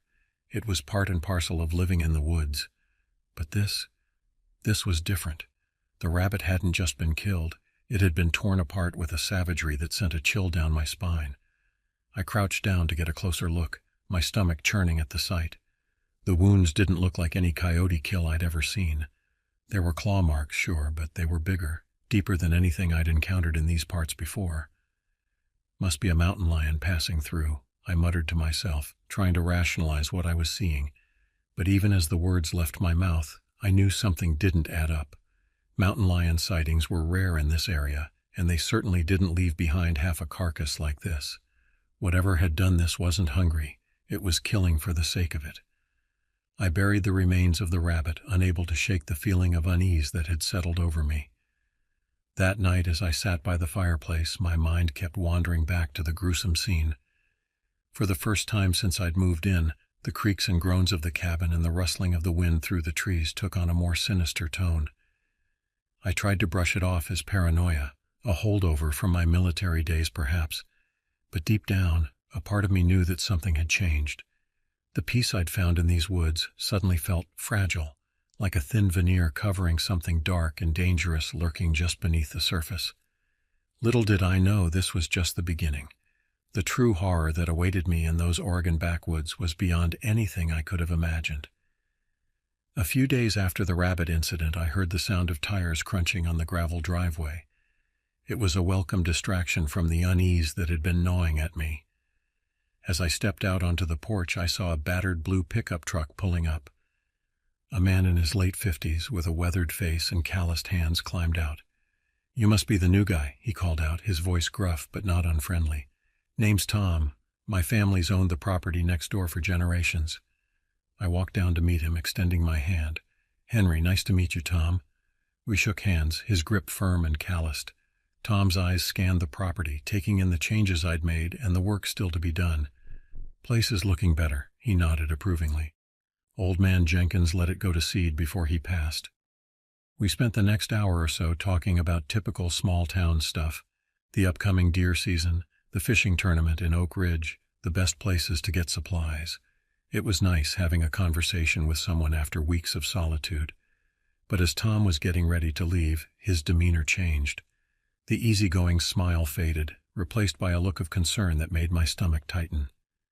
"Listen, Henry," he said, his voice low and serious. "There's something you should know. My brother Bill, he went missing up in the hills about a week ago, was out on a hunting trip, knew these woods like the back of his hand, but he never came back." I felt a chill run down my spine, remembering the mangled rabbit carcass. "Any leads?" I asked, trying to keep my voice steady. Tom shook his head, his eyes distant. "Nothing. Search parties combed the area for days, not a trace. It's like he just vanished." We stood there in silence for a moment, the weight of his words hanging heavy in the air. Without saying it explicitly, we both knew there was something out there in the woods that wasn't right. "Just be careful, all right?" Tom said finally, climbing back into his truck. "These woods, they can be dangerous if you don't know what you're doing." As I watched Tom's truck disappear down the dirt road, I couldn't shake the feeling that his warning went beyond the usual dangers of the wilderness. There was something else out there, something that had taken his brother and left that rabbit torn to shreds. That night I double-checked all the locks on the doors and windows. For the first time since moving in, I kept my Coast Guard-issued sidearm on the nightstand as I tried to sleep. The darkness outside seemed to press against the windows, and every sound from the forest took on a new, menacing quality. I lay awake for hours, my mind racing. What had happened to Tom's brother? Was it connected to what I'd seen? And most importantly, what else was out there in those woods, waiting in the shadows? The days that followed Tom's visit were filled with a tension I couldn't shake. I found myself constantly on edge, jumping at every unexpected sound. The peace I'd found in the solitude of the forest had been replaced by a gnawing anxiety that something was out there, watching and waiting. I started keeping my rifle loaded and close at hand, a habit I'd left behind with my Coast Guard days. Every morning I'd make a circuit of the property, checking the woodshed and the outlying areas for any signs of disturbance. More often than not, I'd find nothing, but sometimes, it was about a week after Tom's visit that I found the next sign. Another dead animal, this time a raccoon, torn apart in the same brutal fashion as the rabbit. The sight of it made my stomach churn, but what really set my nerves on edge were the tracks I found nearby. They were big, far too big for any animal native to these woods, and the shape was all wrong, vaguely humanoid, but distorted, with what looked like massive claws digging into the soft earth. I tried to tell myself it was just a bear, maybe one that was sick or injured, acting out of character, but deep down I knew I was lying to myself. That night, as I sat by the fireplace cleaning my rifle, I heard a sound that made my blood run cold. It was a howl, but unlike anything I'd ever heard before. It started low, almost subsonic, before rising to a pitch that set my teeth on edge. It wasn't a wolf or a coyote or any other animal I could identify. It was something else entirely. The howl echoed through the woods, seeming to come from everywhere and nowhere at once. I sat there frozen, my hands shaking as I clutched my rifle. For a moment I seriously considered packing up and leaving, heading back to civilization and never looking back. But something kept me there. Maybe it was stubbornness or a misplaced sense of duty. Or maybe, deep down, a part of me needed to know what was out there, to confront the unknown that was slowly closing in around me. As the days wore on, the signs became more frequent, more brazen. More dead animals, always torn apart with the same savage fury. Tracks that seemed to circle the cabin, coming closer each time, and always that bone-chilling howl in the night, a sound that haunted my dreams and left me waking in a cold sweat. I found myself sleeping less and less, spending my nights sitting by the window, rifle in hand, scanning the tree line for any sign of movement. The forest that had once seemed so welcoming now felt like a prison, the trees closing in, hiding God knows what in their shadows. It was during one of these sleepless nights that I saw it for the first time, a flash of movement at the edge of the clearing, just barely visible in the pale moonlight. For a split second I caught a glimpse of something tall, hunched over on powerful legs, with matted fur that seemed to absorb the light around it. Then it was gone, vanishing back into the shadows before I could even raise my rifle. But that brief glimpse was enough to confirm my worst fears. There was something out there, something that defied explanation, and it was getting bolder. I knew then that things were coming to a head. Whatever this creature was, whatever game it was playing, it was escalating. And I had a sickening feeling that I was nearing the end of its twisted game. The night it all came to a head started like any other in those tense, fear-filled weeks. I was sitting in my usual spot by the window, rifle across my lap, straining my eyes to penetrate the darkness beyond the glass. The moon was just a sliver in the sky, casting barely enough light to see the edge of the clearing. It was around 2 a.m. when I heard it, a scratching sound from the roof, so faint at first I thought I might be imagining it. But then it came again, louder this time, followed by a low, guttural growl that made the hairs on the back of my neck stand up. My hands tightened on the rifle as I slowly stood up, every muscle in my body tense. The scratching continued, moving across the roof towards the back of the cabin. Whatever it was trying to find a way in. Suddenly there was a loud thump from the front porch, like something heavy landing on the wooden planks. The front door shuddered in its frame as something slammed against it. The barricade I'd hastily constructed held, but I knew it wouldn't last forever. Heart pounding, I backed away from the window, trying to keep all the possible entry points in view. The windows were next. I heard the splintering of wood from the back room as something tore at the boards I'd nailed over the glass. There was no time to think, only to act. I grabbed my go bag, a duffel filled with supplies I'd prepared for just such an emergency, and made a dash for the cellar door. This old place had a storm shelter, a relic from the previous owners that I'd never been more grateful for than at that moment. I barely got the heavy metal door shut behind me when I heard the sound of glass shattering upstairs. The creature was in the cabin. I huddled there in the musty, damp darkness of the cellar, my rifle clutched to my chest, listening to the sounds of destruction above. The screams were the worst part, not mine. I was too terrified to make a sound, but high-pitched, desperate screams that I realized with a sickening jolt were coming from the rabbits in the yard. The creature was hunting, tearing through anything alive it could find. Then, abruptly, silence fell. A silence somehow more terrifying than the chaos that had preceded it. Each passing minute was agony as I strained my ears for any sound, any clue as to what was happening above. I don't know how long I stayed there, huddled in that dank cellar. It might have been an hour, it might have been 3. Time seemed to lose all meaning in the oppressive darkness. Eventually, I couldn't take it anymore. I had to know what was out there. With trembling hands, I reached for the cellar door, my other hand white-knuckled around the grip of my rifle.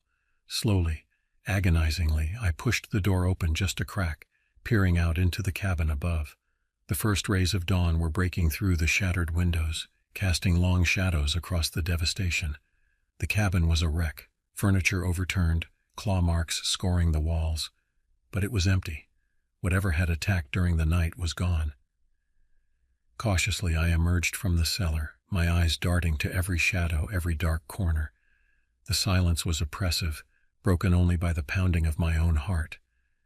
As I made my way through the ruined cabin, a glint of something caught my eye. There, amidst the debris near the front door, was a patch of fabric. As I drew closer, my blood ran cold. I recognized those boots, that jacket. It was Tom's brother, or what was left of him. The only reason I could identify him was by his clothing. The rest, it was like someone had taken him apart and put him back together wrong. I stumbled back, fighting the urge to vomit. This couldn't be real. It had to be a nightmare. But the acrid smell of blood and the cool morning air on my skin told me this was all too real. As I stood there trying to process what I was seeing, a flash of movement from outside caught my eye. Slowly, dreading what I might see, I turned towards the old oak tree by the creek. And there it was. The creature crouched in the lower branches, watching me. In the growing light of dawn, I could see it clearly for the first time. It was tall, easily 7 feet or more, with a body covered in dark matted fur. But it wasn't the size that chilled me to the bone. It was the face. For a brief moment, as the sunlight caught a patch of its fur, I saw what looked like a human face tangled in the matted hair. A face contorted in rage and pain, with eyes that burned with an intelligence that was terrifyingly human. We stared at each other for what felt like an eternity. It knew I had seen it, knew its game was up. Slowly, deliberately, it turned and slunk back into the shadows of the forest, disappearing as if it had never been there at all. I stood there, rooted to the spot, my mind reeling from what I'd just witnessed. The silence of the morning was broken only by the sound of birds cautiously beginning their songs, as if testing whether it was safe to do so. When I finally found the strength to move, I stumbled outside and vomited where the grass met the trees. The reality of what had happened, of what I'd seen, came crashing down on me. Tom's family deserved to know what had happened to his brother, even if they wouldn't believe a word I said about the creature. As I staggered back to the cabin, a mixture of fear and fury surged within me. This was my home, damn it. I wouldn't be driven off by some monster, no matter how terrifying. But even as I thought it, I knew I was lying to myself. There was no way I could stay here, not after what I'd seen. With shaking hands, I grabbed my truck keys and headed into town. I had to tell someone, had to get help, even if they thought I was crazy. The drive into Oak Ridge was a blur. My hands shook on the steering wheel, and every shadow in the trees seemed to hide that monstrous form. By the time I pulled up in front of the sheriff's office, I was a wreck. Sheriff Johnson was an old friend of Tom's, a burly man with a salt and pepper mustache and eyes that had seen too much. When I burst into his office, wild-eyed and babbling about monsters in the woods, he looked at me like I'd lost my mind. "Slow down, Henry," he said, his voice calm but firm. "Take a breath and tell me what's going on."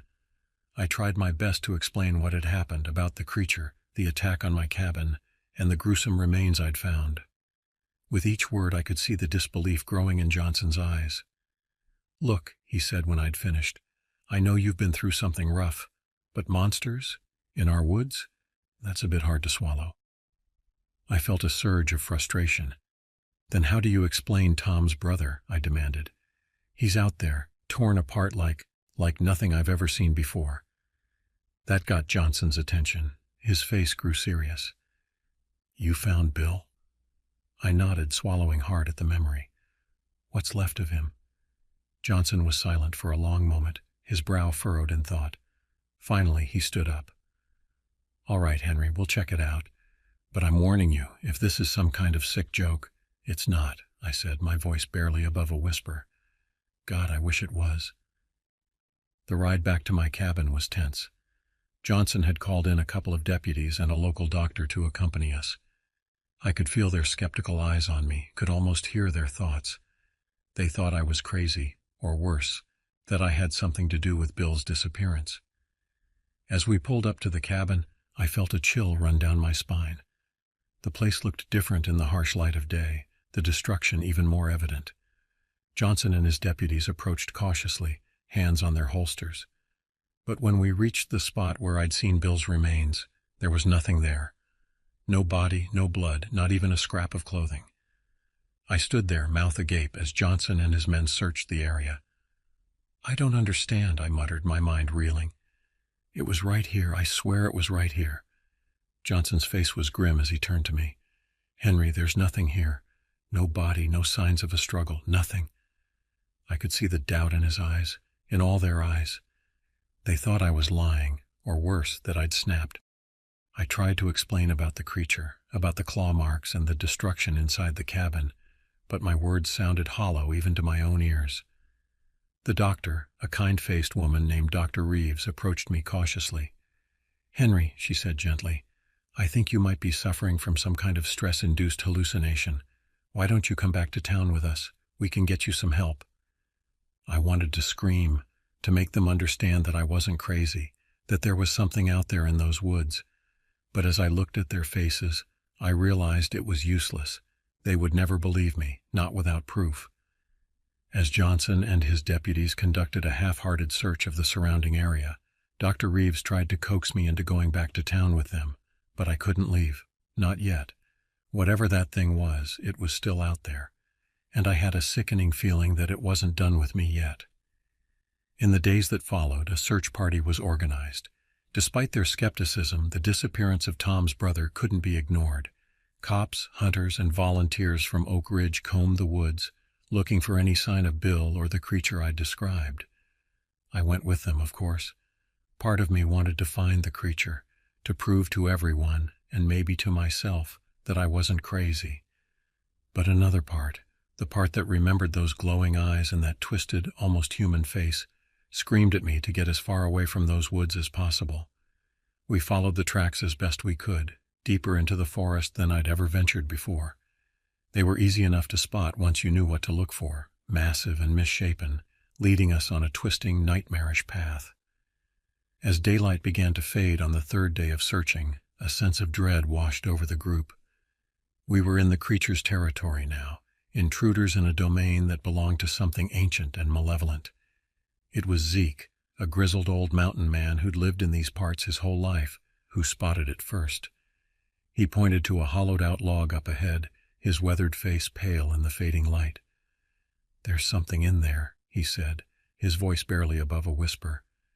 Everyone froze. I heard the unmistakable click of safeties being disengaged, the metallic echo sharp in the cool evening air. I held my breath, waiting for the inevitable, for that monstrous form to come bursting out of the log, all claws and matted fur and rage. But nothing happened. After what felt like an eternity, Zeke moved forward cautiously, his rifle raised. He peered inside the log, then let out a curse that hung heavy in the air. Inside, we found the remains of a deer, freshly mangled in that same brutal way I'd seen before. But it was what we found next to it that turned my blood to ice. Tucked into a side pocket of a tattered backpack, as if placed there with horrifying precision, was a human hand, severed at the wrist. I recognized the ring on one of the fingers. It had belonged to Bill. Terror rippled through the group. This wasn't just a predator we were dealing with. It was something else entirely, something that killed not for food or survival, but for sport. Something that was playing a sick game with us. Some of the volunteers bolted right then and there, making a break for the relative safety of town. I couldn't blame them. Part of me wanted to run too, to leave these cursed woods behind and never look back. But I couldn't, not yet. Whatever this thing was, it had to be stopped. And somehow I knew that I was the only one who truly understood what we were up against. As night fell and we made our way back to Oak Ridge, I couldn't shake the feeling that we were being watched. Every snapping twig, every rustle of leaves seemed to carry the promise of teeth and claws and that terrible, twisted face. We stumbled into town long after dark, weary and shaken to our cores. The folk who'd stayed behind stared at us with wide, fearful eyes, desperate for news but afraid of what we might tell them. There wasn't much to say. How could we explain the horror we'd seen, the palpable evil that now stalked the woods they'd called home for generations?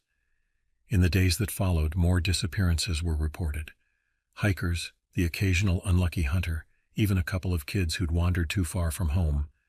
Each time the searches would turn up nothing but scraps of clothing, and those same massive misshapen tracks. The fear in Oak Ridge was palpable. People started locking their doors at night, something that had never been necessary before. Parents kept their children close, and the woods that had once been a place of beauty and solitude became a no-man's land, avoided at all costs. Through it all, I couldn't shake the feeling that this was somehow my fault, that by coming to these woods, by disturbing whatever fragile balance had existed before, I had awakened something that should have remained dormant. One night, about a week after our grisly discovery in the woods, I woke to the sound of scratching at my door. My blood ran cold as I reached for my rifle, my heart pounding in my chest. But when I opened the door, rifle at the ready, there was nothing there. Nothing, that is, except for a small scrap of paper nailed to the doorframe. On it, scrawled in what looked disturbingly like dried blood, were 2 words that chilled me to my very soul: "Come alone." I knew then that the endgame had begun. Whatever this creature was, whatever sick game it was playing, it was time for a final confrontation. And I had a sickening feeling that only one of us would walk away from it. The decision to go into the woods alone was both the easiest and hardest I'd ever made. Easy, because I knew it was the only way to end this nightmare once and for all. Hard, because I knew there was a good chance I wouldn't be coming back. I left a note for Sheriff Johnson, explaining where I'd gone and why. I didn't expect him to believe me, not really, but I hoped it might at least point them in the right direction when things went wrong. As I stepped into the forest, rifle in hand and pack on my back, I felt a chill that had nothing to do with the cool night air. The woods were eerily silent, as if every living thing was holding its breath, waiting to see what would happen next. I walked for what felt like hours, following a path that seemed to appear before me and vanish behind me. The deeper I went, the more the forest changed. The trees grew taller, older, their branches twisting into shapes that seemed almost deliberate, almost mocking.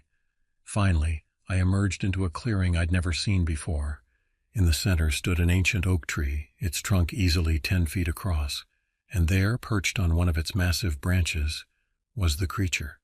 In the pale moonlight, I could see it clearly for the first time. It was even more horrifying than I remembered.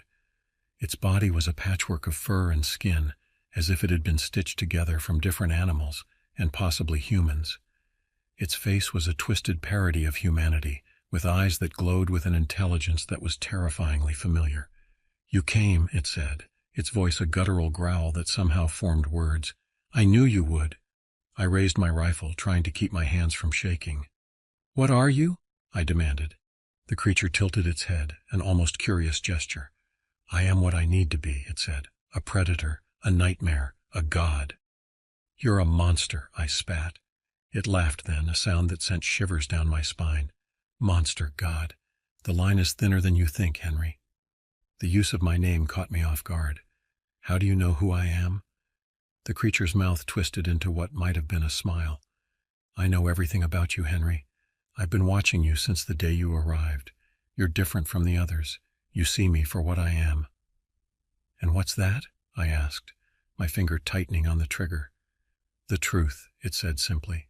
"The truth that your kind has forgotten. That nature is not kind, that the world is not safe, that there are things in the dark that hunger." As it spoke, it began to change. Its form shifted and twisted, becoming more human-like with each passing second. Soon I found myself staring at a mirror image of myself, albeit one with eyes that glowed with an inhuman light. "You see," it said, now with my voice, "I am you. I am everyone. I am the darkness that lives in all of you." I fired then, the sound of the shot echoing through the clearing. The creature, my doppelganger, stumbled back, a look of surprise on its face.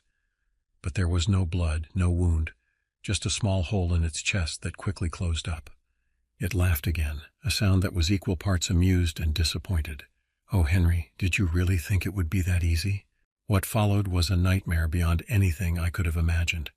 The creature attacked with a speed and ferocity that was inhuman, shifting forms with each blow. One moment it was me, the next it was Tom, then Bill, then shapes I couldn't even comprehend. I fought back with everything I had, emptying my rifle, then resorting to my hunting knife when the bullets ran out. But it was like fighting a shadow, a nightmare made flesh. For every blow I landed, it seemed to grow stronger, feeding off my fear and desperation.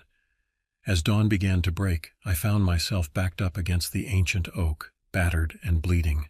The creature stood before me, once again in its original, monstrous form. "It's over, Henry," it growled. "You fought well, but in the end, the darkness always wins." As it lunged for me, time seemed to slow down. In that moment, I saw everything clearly. The truth behind its words, the nature of the evil I was facing. And I knew what I had to do. With the last of my strength, I ducked under its claws and plunged my knife not into the creature, but into the trunk of the ancient oak behind me. The effect was immediate and terrifying. The creature let out a scream that shook the very earth, a sound of rage and pain and fear. The tree began to wither and die before my eyes, its bark turning black and falling away in chunks. And as the tree died, so did the creature. It thrashed and howled, its form twisting and melting like wax under a flame. I watched, transfixed, as it slowly dissolved into a black ichor that seeped into the dying earth. When it was over, I found myself alone in the clearing. The once mighty oak, now nothing more than a withered husk. The silence was deafening, broken only by my ragged breathing and the slow return of bird song. I don't know how long I sat there trying to process what had happened. When I finally found the strength to stand, I noticed something carved into the dead trunk of the oak, a message left behind by the creature in its final moments. The darkness never dies. The journey back to Oak Ridge was a blur. I vaguely remember stumbling into town, covered in blood and babbling about monsters and ancient trees. I spent the next few weeks in the hospital, recovering from my injuries and trying to convince myself that it had all been some kind of fever dream. But deep down, I knew the truth. The nightmares that plagued my sleep, the way the shadows seemed to move when I wasn't looking directly at them. They were constant reminders of what I'd faced in those woods. The official story was that I'd had some kind of mental breakdown, exacerbated by the stress of the recent disappearances. Bill's body was never found, nor were any of the others who had vanished in those woods. The searches were eventually called off, the cases filed away as unsolved mysteries. I couldn't stay in Oak Ridge after that. The whispers, the sidelong glances, the barely concealed fear in people's eyes when they looked at me. It was too much. So I packed up what was left of my life and hit the road. I've drifted ever since, never staying in one place for too long. Cities are my refuge now, the noise and bustle a shield against the memories that haunt me. But even here, in the heart of civilization, I can't escape it entirely. Sometimes, in the quiet hours of the night, I think I hear it, that low, guttural growl carried on the wind. And in the shadows cast by streetlights and neon signs, I catch glimpses of shapes that shouldn't exist, that can't exist. They say time heals all wounds, but they're wrong. Some scars run too deep, some experiences change you in ways that can never be undone. The creature in the Oregon backwoods may be gone, but its legacy lives on, in the nightmares that wake me in a cold sweat, in the way I flinch at unexpected shadows, in the knowledge that the world is far stranger and more terrifying than most people could ever imagine. And sometimes in my darkest moments, I find myself wondering, did I really defeat it that night in the clearing? Or did I simply become a part of it, carrying a piece of that ancient darkness with me wherever I go? The truth is, I'll never know for sure. All I can do is keep moving, keep running from the shadows of my past and hope that someday, somehow, I'll find a way to leave the darkness behind for good. But deep down, I know better.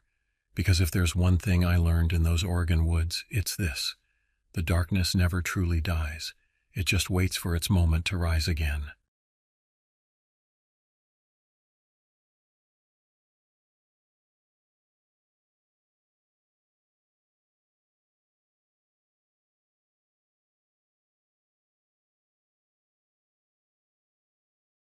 Spring 1998. The crisp, damp air of the Pacific Northwest filled my lungs as I stepped out of my old pickup truck. The familiar scent of pine and damp earth brought back a flood of memories, childhood hunting trips with my father, lazy summer afternoons spent fishing in the nearby creek, and the comforting warmth of the cabin's fireplace on cold winter nights. I'm Wyatt, and this little slice of wilderness has been a part of my family for 3 generations. The cabin, tucked deep in the heart of Olympic National Forest, was my grandfather's pride and joy. He'd built it with his own hands back in the 50s, a testament to his craftsmanship and love for these woods. Now, as I stood there in the fading light of a spring evening, I couldn't help but feel a twinge of melancholy. The cabin was showing its age. The porch sagged slightly, its wooden boards soft with rot in places. The roof had sprung a few leaks during the last winter, and the whole structure seemed to lean ever so slightly to one side, as if tired after decades of standing sentinel in these woods. That's why I was here. A week of repairs and maintenance, getting the old place ready for the fall elk season. It wasn't much, but it was a connection to my past, a link to the men who'd shaped me. And if I'm being honest, it was a much-needed escape from the grind of city life. I unloaded my tools and supplies, stacking them neatly on the porch. The forest was quiet, save for the occasional rustling of leaves in the breeze and the distant call of a bird I couldn't identify. As I worked, I found myself relaxing, the tension of the long drive and weeks of city stress melting away with each swing of the hammer, each board I replaced.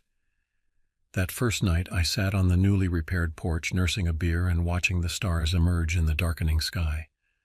The silence was profound, broken only by the crackle of the small fire I'd built in the pit out front. It was in moments like these that I understood why my grandfather had chosen this spot, why my father had continued the tradition, and why I felt so drawn to it still.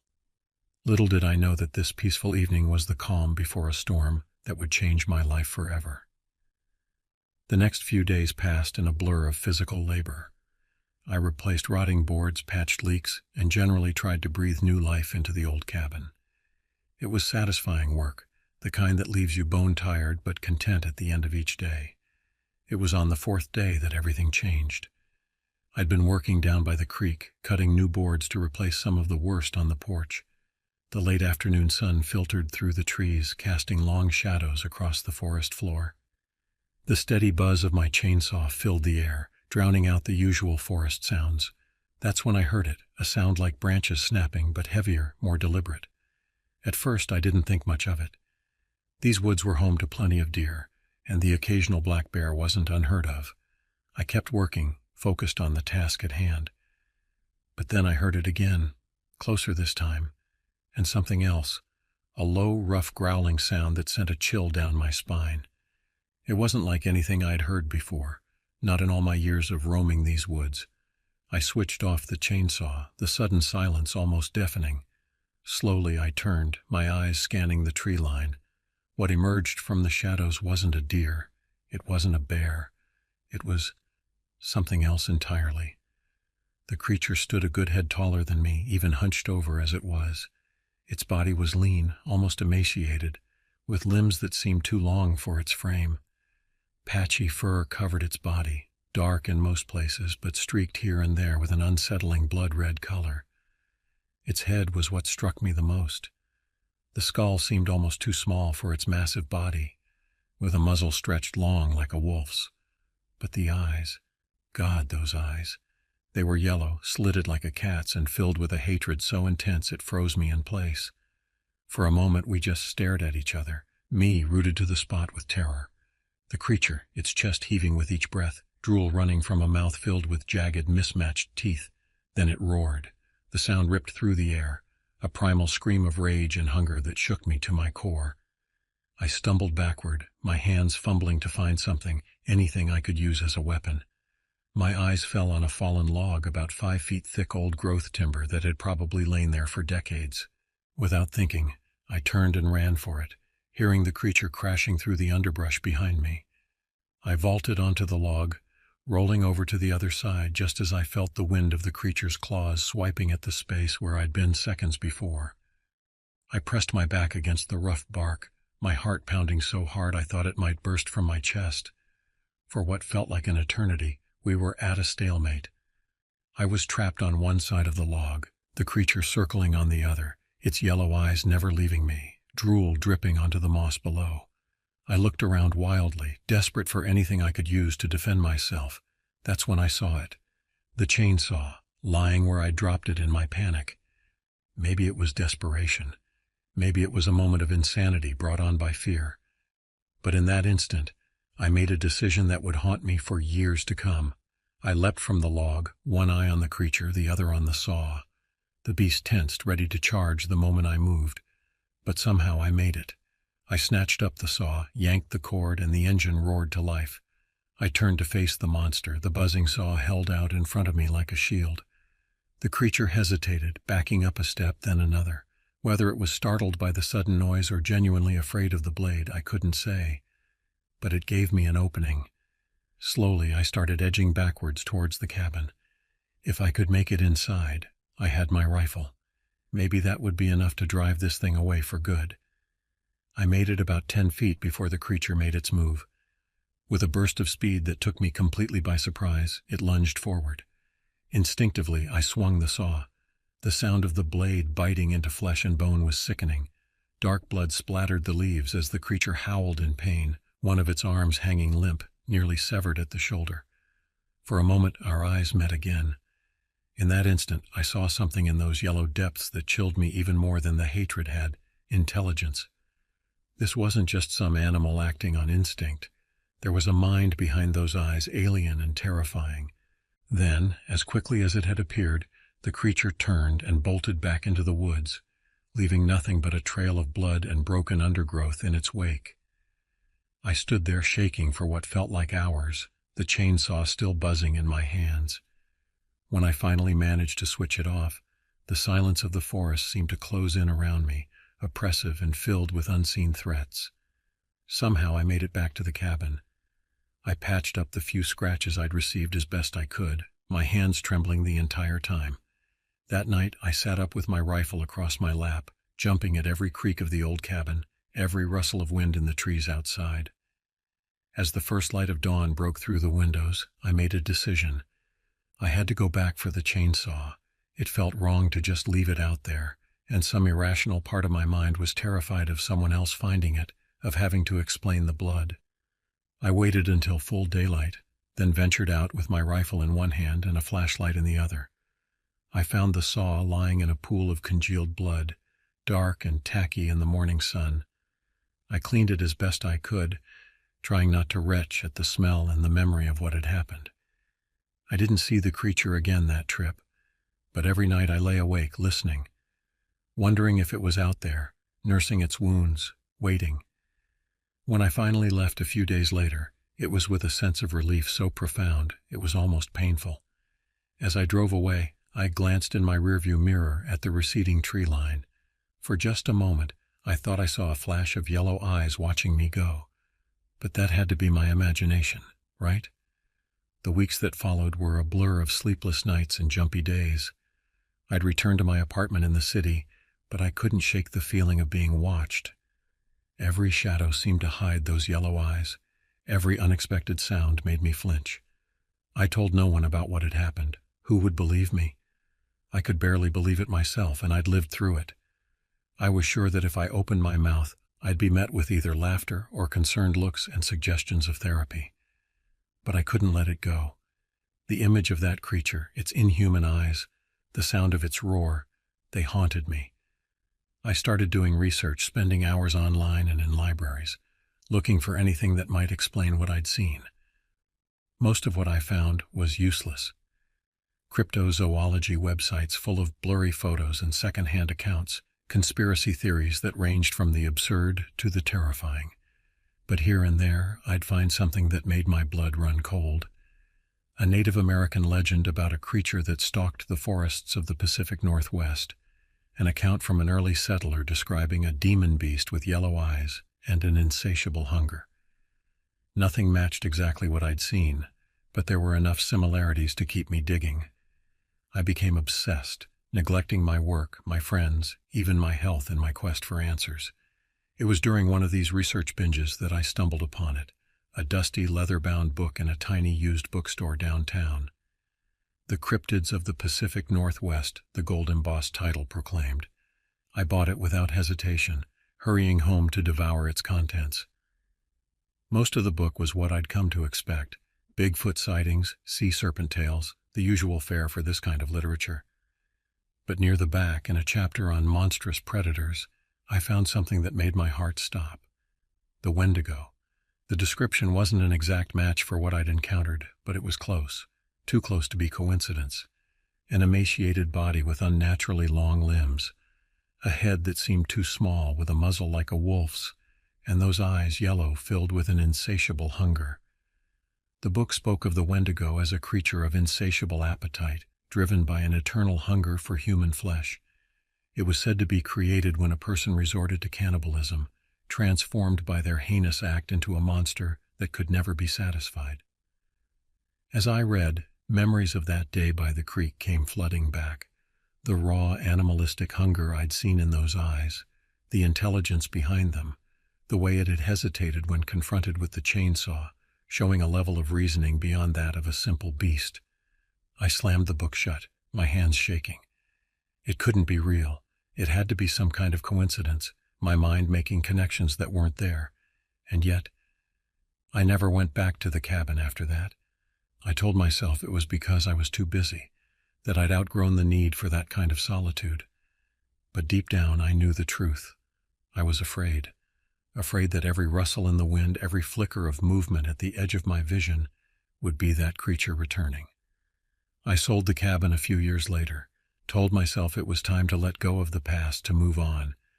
But even as I signed the papers, I felt a twinge of guilt. Was I abandoning my responsibility, leaving others vulnerable to whatever was out there in those woods? The years passed. I tried to move on, to forget. But every now and then something would happen that would bring it all rushing back. A news story about a missing hiker in the Olympics. A hunter who vanished without a trace.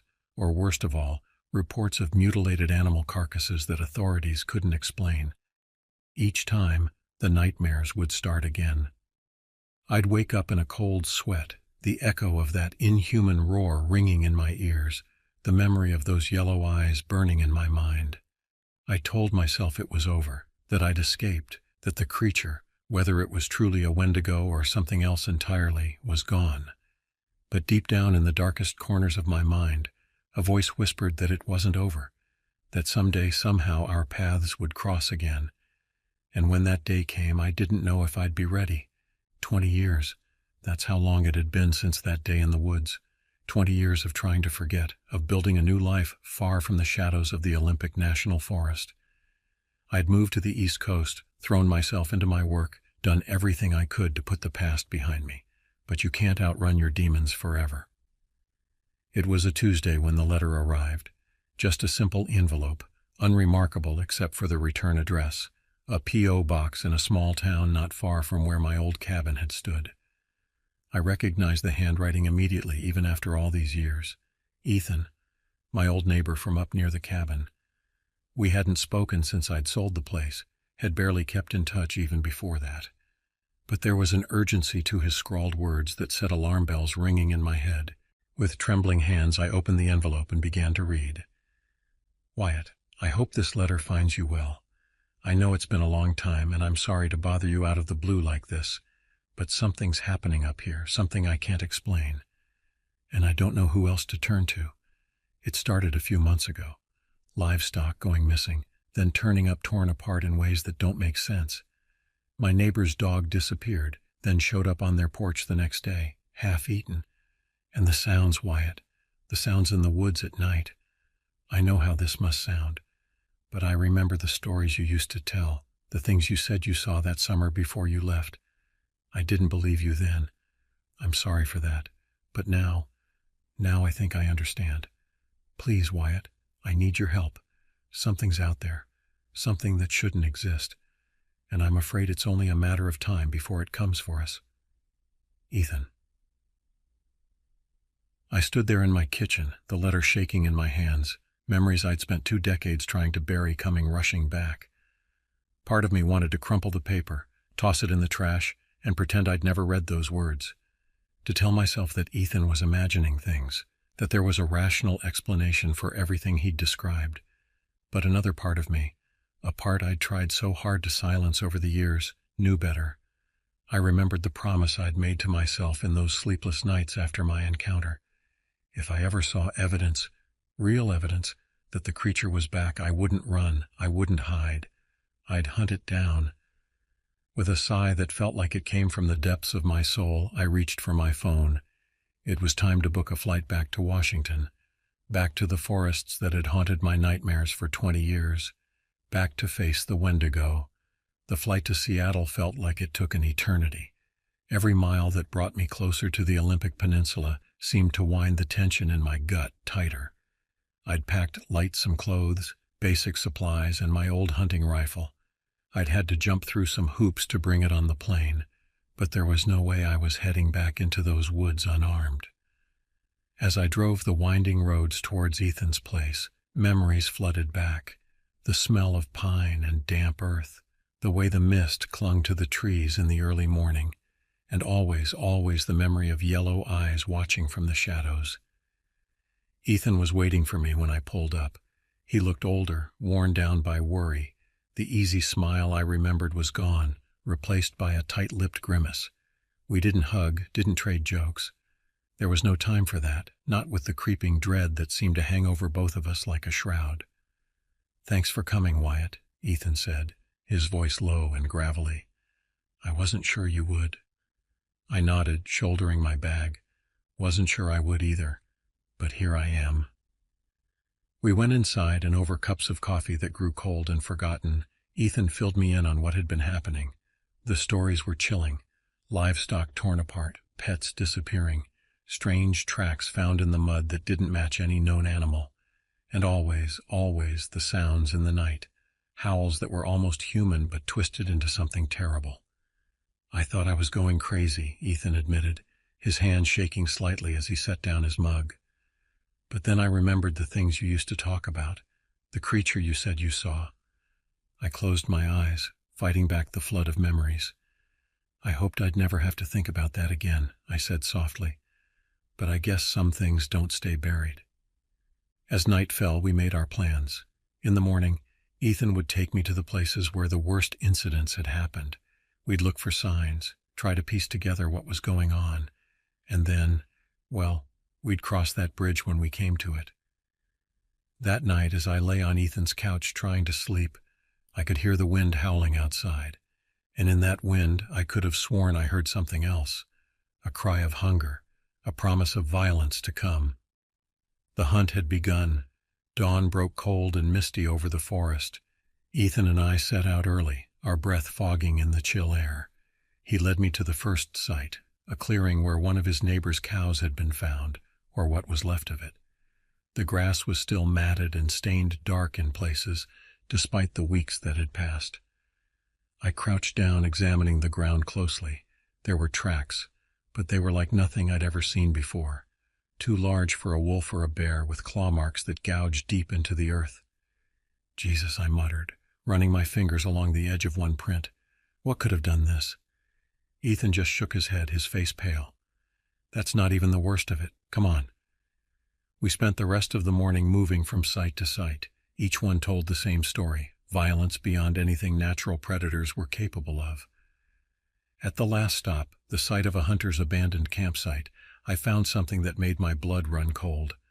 Caught on a low-hanging branch was a tuft of fur, dark, almost black, but streaked through with that sickening blood-red color I remembered all too well. "Ethan," I called, my voice shaking slightly, "I think we have a problem." I showed him the fur, explained what it meant. His face went ashen. "So it's real," he whispered. "The thing you saw all those years ago, it's back." I nodded grimly. "Looks that way, and I think it's hungry." We made our way back to Ethan's place in silence, each lost in our own thoughts.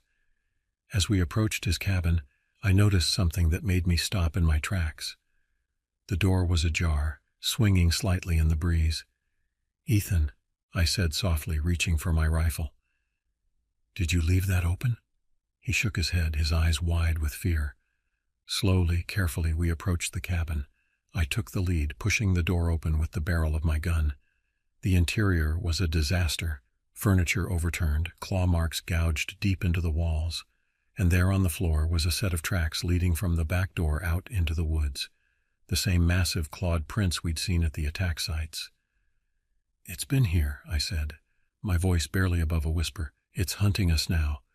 Ethan's face was a mask of terror. What do we do? I checked my rifle, making sure it was loaded. We end this, tonight. We spent the rest of the day preparing. I cleaned my rifle, making sure every part was in perfect working order. Ethan dug out an old shotgun he kept for home defense. We gathered supplies, flashlights, extra ammunition, first aid kit. As the sun began to set, casting long shadows through the trees, we set out into the gathering darkness. Our plan, if you could call it that, was simple. We'd set up in the clearing where Ethan said he'd heard the creature most often. With any luck, it would come to us, drawn by our presence. And then we'd see if bullets could do what my chainsaw hadn't 20 years ago. The moon was a thin sliver in the sky, casting just enough light to make the shadows seem alive. We huddled by a small fire, more for comfort than warmth. The woods whispered and creaked around us, and every time the wind gusted, I found myself jumping at shadows. Hours passed. The fire burned low. Ethan dozed fitfully, his shotgun clutched to his chest. I remained vigilant, my eyes scanning the tree line, my ears straining for any sound out of place. And then, just as I was beginning to think we'd made a mistake, I saw them. A pair of yellow eyes reflecting the moonlight, slinking into view at the far end of the clearing. "Ethan," I hissed, shaking him awake. "It's here." The creature moved like oil on water, fluid and wrong. It froze when it seemed to sense us, that elongated head twisting from side to side, sniffing the air. My heart was a jackhammer in my chest as I raised my rifle. "Wyatt," Ethan whispered, his voice trembling. "Don't." But it was too late. I fired, the blast shattering the stillness of the night. The creature roared, a deeper, angrier sound than I remembered. It lunged forward, a blur of tattered fur and teeth. I stumbled back, fumbling for another shell, firing again and again. The gunshots seemed to drive it into a frenzy. It didn't retreat, didn't slink back into the shadows as any normal animal might. Instead, it charged straight towards us, propelled by rage and a hunger beyond my comprehension. Ethan's shotgun roared, the blast catching the creature in the shoulder. It staggered, but didn't fall.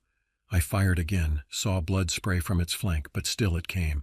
"Run!" I shouted, shoving Ethan towards the trees. We bolted, terror lending speed to our legs. I could hear it gaining, its snarls echoing through the forest. I stumbled, fell hard, rolled to my feet just as it reached me. I swung the rifle like a club, catching it on the side of its head. The blow sent it staggering back a step, buying me precious seconds. I scrambled deeper into the woods, branches whipping at my face. I'd lost sight of Ethan in the chaos. All I could do was run and pray. Finally, lungs burning, legs screaming, I collapsed behind a tangle of old-growth roots. I crouched there, gasping, listening. For a moment, all I could hear was the pounding of my own heart. Then a twig snapped nearby. I held my breath, finger on the trigger of my rifle. Slowly, I raised my head, peering over the roots. There it stood, not 10 feet away. In the pale moonlight, I could see it clearly for the first time. It was even more horrifying than I remembered. Patches of fur missing, revealing gray, leathery skin underneath. Its face was a nightmare of mismatched teeth and those burning yellow eyes. And there, on its shoulder, was an old scar, the mark left by my chainsaw 2 decades ago. Our eyes met, and in that moment I knew. This wasn't just about hunger anymore, this was personal. It had been waiting all these years for me to return. With a roar that shook the very air, it leaped. I raised my rifle and fired again and again, until the click of the empty chamber echoed in the night. The creature crashed into me, its weight driving me to the ground. Claws raked across my chest, teeth snapped inches from my face. I fought with everything I had, knowing that if I faltered for even a second, it would be over. Just as I felt my strength giving out, a blast rang out. The creature's head jerked to the side, dark blood spraying from a wound in its neck. It roared in pain and fury, momentarily forgetting me. Ethan stood there, his shotgun still smoking. "Get up," he yelled. "Run." I didn't need to be told twice. I scrambled to my feet, ignoring the pain from my wounds, and ran. Ethan kept pace beside me, pausing every few yards to fire another blast at the pursuing monster. We burst out of the tree line into a familiar clearing, the same one where we'd started this insane hunt. Our campfire was still smoldering, casting a feeble light. "The car," Ethan gasped. "We need to—" His words were cut off as the creature exploded from the underbrush, slamming into him with terrifying force.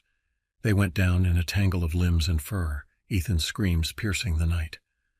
I looked around wildly, desperate for anything I could use as a weapon.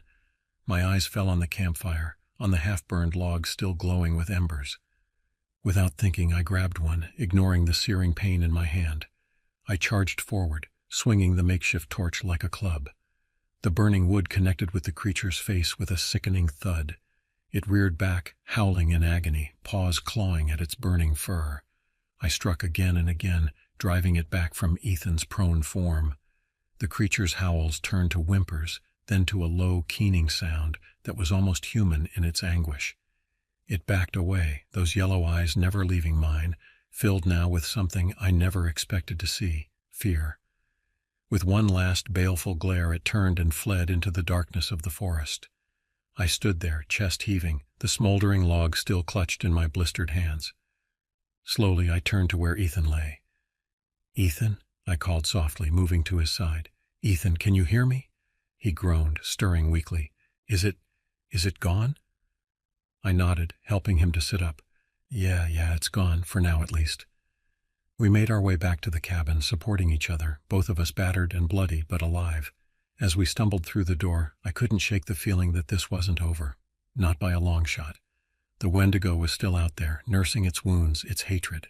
And someday, somehow, I knew we'd meet again. But for now, we had survived. And in the world of monsters and men, sometimes that's the best you can hope for. ##. Epilogue. The endless hunt months have passed since that night in the woods. Ethan's recovering, slowly but surely. The official story is that we were attacked by a bear. It's easier that way, simpler. Who'd believe the truth? I've moved back to the area, rented a small cabin not far from where my grandfather's old place used to stand. I tell myself it's to keep an eye on things, to be ready if the creature ever comes back. But deep down I know the truth. I'm waiting. Watching. The hunter has become the hunted, and the game is far from over. Sometimes on those long dark nights when the wind howls through the trees, I swear I can hear it out there. A low, keening cry of hunger and hate. A promise that someday, somehow, we'll face each other again. And when that day comes, only one of us will walk away.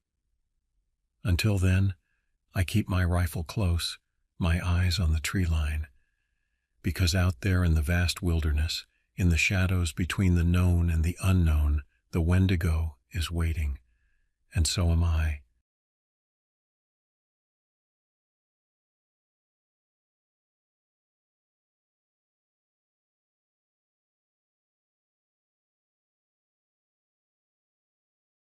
My name is Michael Martinez. This is the story of an event that happened to me in the summer of 2015, an experience that would change my life forever. Born and raised in a small town in Maine, I've always been an outdoors enthusiast. Fishing, hiking, camping, you name it, I loved it. I was known around town as an easygoing guy, always up for an adventure, with a dry sense of humor that often caught people off guard. My day job was as a mechanic, fixing up old cars and occasionally cracking jokes with customers about their antique vehicles. It was a Friday morning in early July when my old high school buddy, Chet Peters, and I decided to head up to Baxter State Park for a weekend camping trip. Chet and I had been thick as thieves since our teenage years. He was the kind of guy who could make you laugh even when your day was going to hell in a handbasket.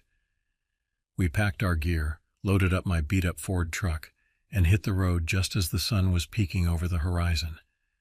The drive up was filled with our usual banter, reminiscing about old times and catching up on the latest town gossip. We arrived at Baxter State Park around noon.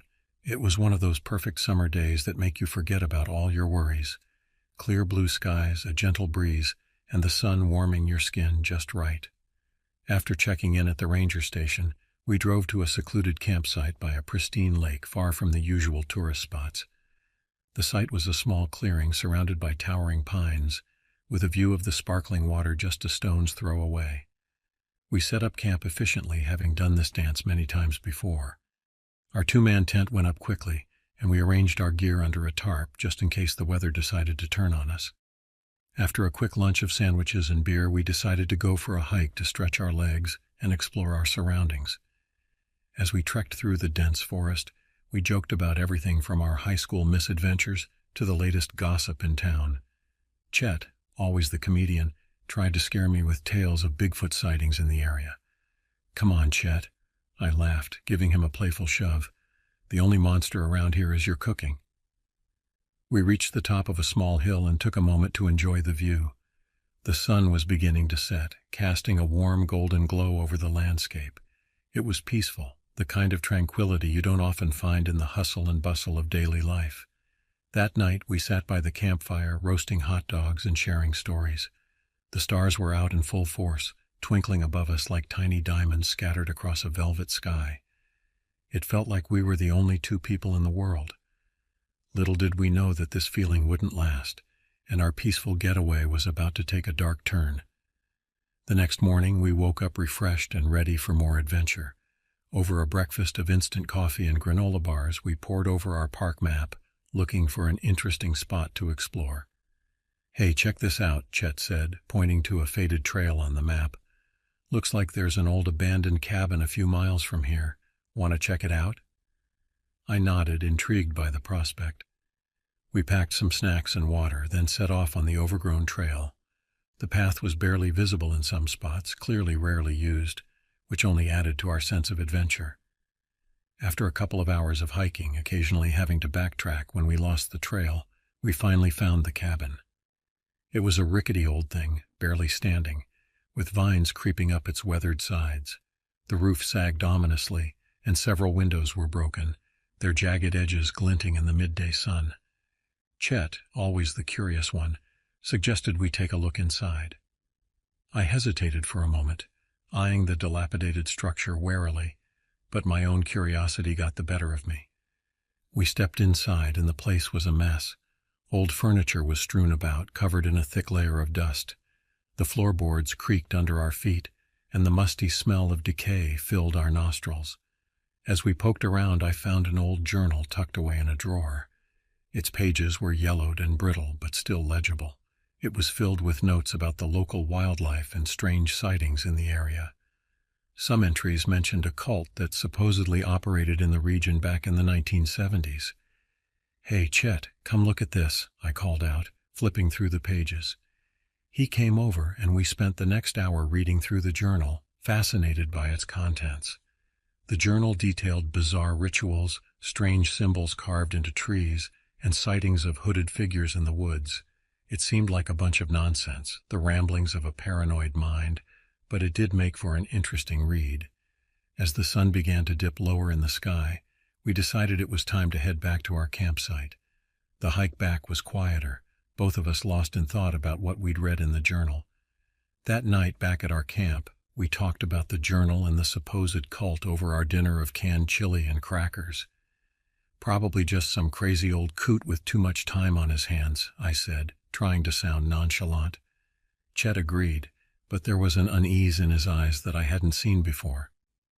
"Yeah, you're probably right," he said, but his laugh sounded forced. We turned in early, exhausted from the day's hike. I fell asleep quickly, lulled by the gentle lapping of the lake nearby. But my rest was interrupted by a noise outside the tent. It sounded like footsteps, slow and deliberate. At first I figured it was just a deer or some other animal, so I didn't think much of it. But the footsteps grew closer and more insistent. "Chet, you hear that?" I whispered, nudging my friend. He mumbled something unintelligible and rolled over. I grabbed my flashlight and unzipped the tent just enough to peek outside. The beam of light cut through the darkness, but I didn't see anything unusual, just trees and shadows. I lay back down, telling myself it was nothing, but sleep didn't come easily for the rest of the night. The next day we decided to stick closer to camp. The footsteps from the night before had left me feeling a bit on edge, but I didn't want to let on to Chet. He suggested we go fishing, so we grabbed our gear and headed down to the lake. As we fished, we talked about everything and nothing, just like old times. But there was a tension in the air that I couldn't shake. Every rustle in the bushes, every snapping twig made me jump. After a while, Chet hooked a big one, and his laughter filled the air as he struggled to reel it in. For a moment it felt like everything was back to normal. We spent the rest of the day by the lake, grilling our catch for dinner and watching the sunset paint the sky in brilliant hues of orange and pink. But as night fell, the unease returned. We sat by the campfire, but our usual banter felt forced. The flames cast flickering shadows that seemed to dance at the edge of the firelight, and more than once I thought I saw movement in the darkness beyond. That night the footsteps returned. This time they were accompanied by hushed voices. I could feel my heart pounding in my chest as I listened. I nudged Chet awake, and we both sat in silence, straining to hear. "Maybe it's just some other campers," Chet suggested, though he didn't sound convinced.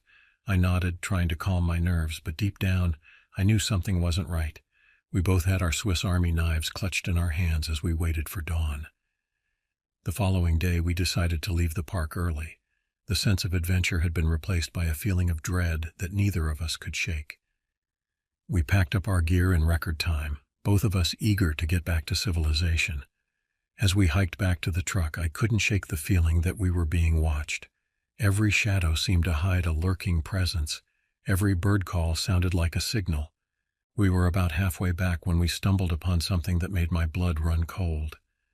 There, in the middle of the trail, was a crude wooden effigy adorned with animal bones and feathers. It looked like something out of a horror movie, its empty eye sockets seeming to stare right through us. "Chet, what the hell is that?" I whispered, my voice shaking. He shook his head, his face pale. "I don't know, man. Let's just keep moving." We picked up the pace, eager to get back to the safety of the truck. But the sense of being watched only grew stronger. I glanced over my shoulder more times than I could count, half expecting to see someone or something following us. When we finally reached the truck, we threw our gear in the back and jumped in. I turned the key and the engine roared to life.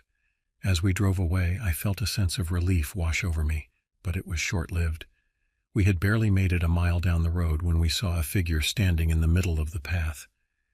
It was a man, tall and thin, dressed in dark, tattered clothes. His face was obscured by a hood, but I could see his eyes glinting in the dim light. "Who the hell is that?" Chet muttered, gripping the dashboard. I slowed the truck, not wanting to hit him, but also not eager to stop. The man didn't move, just stood there, staring at us. I honked the horn, hoping he would step aside, but he didn't budge. "We should go around him," I said, though my voice wavered. Chet nodded, and I edged the truck off the road, carefully navigating around the man. As we passed, I couldn't help but look at him. His eyes followed us, unblinking, until we were out of sight. We drove in silence for a few minutes, the tension in the cab palpable. Finally, Chet spoke up. "You think that was one of those cult members?" I shrugged, though the thought had crossed my mind. "I don't know, but whatever it was, I'm glad we're out of there." We made it back to town without further incident, but the experience left a mark on both of us. Chet and I didn't talk much about what happened after that. We went back to our normal lives, but there was an unspoken understanding between us. Something strange and unsettling had happened out there, and we didn't want to tempt fate by digging any deeper. A few weeks later, I was working late at the garage when Sheriff Davenport came in. He was an old friend of my dad's and had known me since I was a kid. "Hey, Michael, got a minute?" he asked, leaning against the counter. "Sure thing, Sheriff. What's up?" I put down my wrench and wiped my hands on a rag. He looked around, making sure we were alone before speaking. "I heard you and Chet had a bit of a scare up at Baxter a while back." I raised an eyebrow. "Yeah, you could say that. Why?" The sheriff sighed, his expression serious. "We've had some reports of strange activity up there recently. People going missing, weird symbols found in the woods, that sort of thing." My heart skipped a beat. "You think it's related to that old cult?" He shrugged. "Could be, or it could be something else. I just wanted to warn you to stay away from that area for a while." I nodded, the unease from our trip resurfacing. "Thanks for the heads up, Sheriff. I'll let Chet know, too."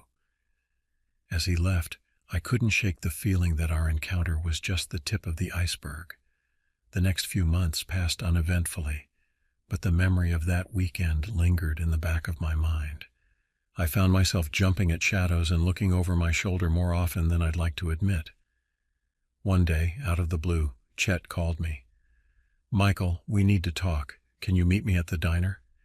"Sure thing, buddy. Be there in 15, I replied, curious about the urgency in his voice. When I arrived, Chet was already sitting at a booth, a cup of coffee in front of him. He looked haggard, like he hadn't slept in days. "What's going on, Chet?" I asked, sliding into the seat across from him. He leaned in, his voice low. "I've been having nightmares, man, about that trip. And it's not just dreams. I've been seeing things, shadows, figures outside my window at night. I think someone's watching me." I felt a chill run down my spine. "Have you told anyone else?" He shook his head. "Who'd believe me? They'd think I'm crazy. But I know what I've seen." I tried to reassure him, though my own doubts gnawed at me. "Maybe it's just your mind playing tricks. We had a scare, and it's messing with your head." Chet didn't look convinced, but he nodded. "Yeah, maybe. Just keep an eye out, okay?" I promised I would. But as I left the diner, I couldn't shake the feeling that something was terribly wrong. Over the next few days, I started noticing things too. Small, barely noticeable at first. A car parked down the street that I didn't recognize, footsteps outside my house at odd hours. I tried to brush it off, but it was hard to ignore. Then one night, it all came to a head. I was working late again when I heard a noise outside the garage. It was faint, like someone trying to be quiet. I grabbed a wrench and cautiously stepped outside. The night was still, the only sound the distant hum of traffic. I circled the building, my eyes straining to see in the dim light. Suddenly a figure darted out from behind a dumpster and ran towards the woods. Without thinking, I gave chase. I could hear my heart pounding in my ears as I sprinted after the intruder. We crashed through the underbrush, branches scratching at my arms and face. I was gaining on him when he stumbled and fell. I tackled him to the ground, wrench raised, ready to defend myself. But when I got a good look at his face, I froze. It was the same man we'd seen in the park, the one who'd blocked our path. His hood had fallen back, revealing a gaunt, haunted face. He stared up at me with wild eyes, his breath coming in ragged gasps. "Why are you following us?" I demanded, my voice shaking with anger and fear. He didn't answer, just laughed. A low, broken sound that sent shivers down my spine. I tightened my grip on the wrench. "Talk, damn it!" Before he could respond, there was a rustling in the bushes behind me. I turned just in time to see another figure emerge, this one wielding a knife. I barely had time to react before he was on me, slashing wildly. I fought back with everything I had, the two of us grappling in the dirt. I managed to knock the knife from his hand, but he was strong, and I was quickly losing ground. Just when I thought it was over, a gunshot rang out. The man slumped over, blood spreading across his chest. I looked up to see Chet standing there, his face pale, holding a smoking pistol. "Michael, are you okay?" he asked, his voice trembling. I nodded, too stunned to speak. The man beneath me was dead, and the first one had vanished into the night. We stood there in silence for a moment, the gravity of what had just happened sinking in. "We need to get out of here," Chet said, his voice shaking. I agreed, and we made our way back to the truck. As we drove away, I couldn't help but feel a sense of relief, but it was tainted by the realization that this wasn't over. We went straight to the sheriff's office and told him everything. Sheriff Davenport listened carefully, his expression growing grimmer with each passing minute. When we finished our tale, he sat back in his chair, rubbing his chin thoughtfully. "I'll send some deputies out there to investigate," he said finally. "But you two need to lay low for a while. Whoever these people are, they're dangerous." Chet and I spent the next few days holed up at his place, too scared to go out. We took turns keeping watch, jumping at every sound and shadow. The sheriff called to update us a few days later. They'd found signs of a struggle, but no bodies. The man Chet had shot was gone, leaving only a trail of blood leading deeper into the woods. "It's like they vanished into thin air," the sheriff said, frustration evident in his voice. "We've got the state police involved now, but honestly, I don't know what to make of it all." The days turned into weeks, and gradually the fear began to fade. But the memory of that night never left us. We didn't talk about it much, but there was an unspoken understanding that we had survived something terrible, something that defied explanation. Life slowly returned to normal, or at least a new version of normal. I went back to work at the garage, and Chet tried to move on with his life. But there was always a sense of unease lurking in the background, a feeling that we were being watched. We never went back to Baxter State Park, and whenever I saw someone I didn't recognize in town, I couldn't help but wonder if they were connected to what had happened. The cult, if that's what it was, seemed to have gone to ground, but I never quite shook the feeling that they were out there, waiting. Years passed, and the events of that weekend became a distant memory, something we only talked about in hushed tones late at night. But every now and then, I'd catch a glimpse of a shadow out of the corner of my eye, or hear a noise outside my window, and I'd remember. Chet eventually moved away, looking for a fresh start in a new town. We kept in touch, but our conversations were always tinged with a hint of sadness, a reminder of what we'd been through. As for me, I stayed in Maine, running the garage and trying to live a normal life. But the experience had changed me. I was more cautious, less trusting of strangers. Sheriff Davenport retired a few years after the incident, but we stayed friends. Occasionally, over a beer, he'd bring up the case, wondering aloud what had really happened out there in the woods. We never found out, but maybe some mysteries are better left unsolved. As the years went by, I often found myself thinking about that summer of 2015. The questions never really went away. Who were those people? What did they want? And why us? I'd lie awake at night turning these questions over in my mind, never finding any satisfactory answers. I tried to research the area's history, looking for any mention of cults or strange occurrences. I found a few vague references to disappearances in the 1970s, but nothing concrete. It was as if the whole incident had been carefully erased from history. Chet and I would talk on the phone every few months. He seemed to be doing better, having started a new life in Arizona. But I could still hear the tension in his voice whenever our conversation drifted too close to that fateful weekend. "You ever think about coming back for a visit?" I asked him once. There was a long pause before he answered. "I don't know, Michael. I don't think I can set foot in those woods again." I understood. Part of me wanted to go back, to face whatever was out there, but a larger part was content to let sleeping dogs lie. It was a crisp autumn day in 2023 when everything changed again. I was sorting through my mail when I came across a letter with no return address. The handwriting on the envelope was shaky, barely legible. With a sense of trepidation, I opened it. Inside was a single sheet of paper, covered in the same scrawling handwriting. As I read, I felt the blood drain from my face. "The watchers are still watching. The woods hold secrets. Beware the hooded ones." At the bottom of the page was a crude drawing of the same symbol we'd seen on that effigy in the woods all those years ago. My hands shaking, I picked up the phone to call Chet. But before I could dial, I hesitated. Did I really want to drag him back into this? Hadn't we both been through enough?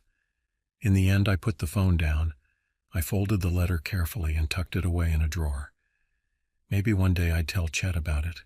Maybe one day I'd find the courage to go back to Baxter State Park and face whatever was waiting there. But for now, I'd keep watching the shadows, always alert, always ready. Because some things once seen can never be unseen. And some mysteries once encountered never truly let you go. As I sit here writing this, I can't help but feel a chill run down my spine. It's been years since that summer, but the memories are as fresh as ever. I've tried to move on, to forget, but part of me knows that's impossible. I often wonder about the man who wrote that journal we found in the cabin. Did he ever find the answers he was looking for? Or did he, like us, spend the rest of his life looking over his shoulder, jumping at shadows? Life goes on. We adapt, we survive, and we try to find peace in the aftermath of chaos. But there are some things that you never truly forget, some experiences that change you forever. So if you ever find yourself in the woods of Maine, keep your eyes open and your wits about you, because you never know what might be watching from the shadows. And remember, not all mysteries are meant to be solved. Some are better left in the dark, where they belong.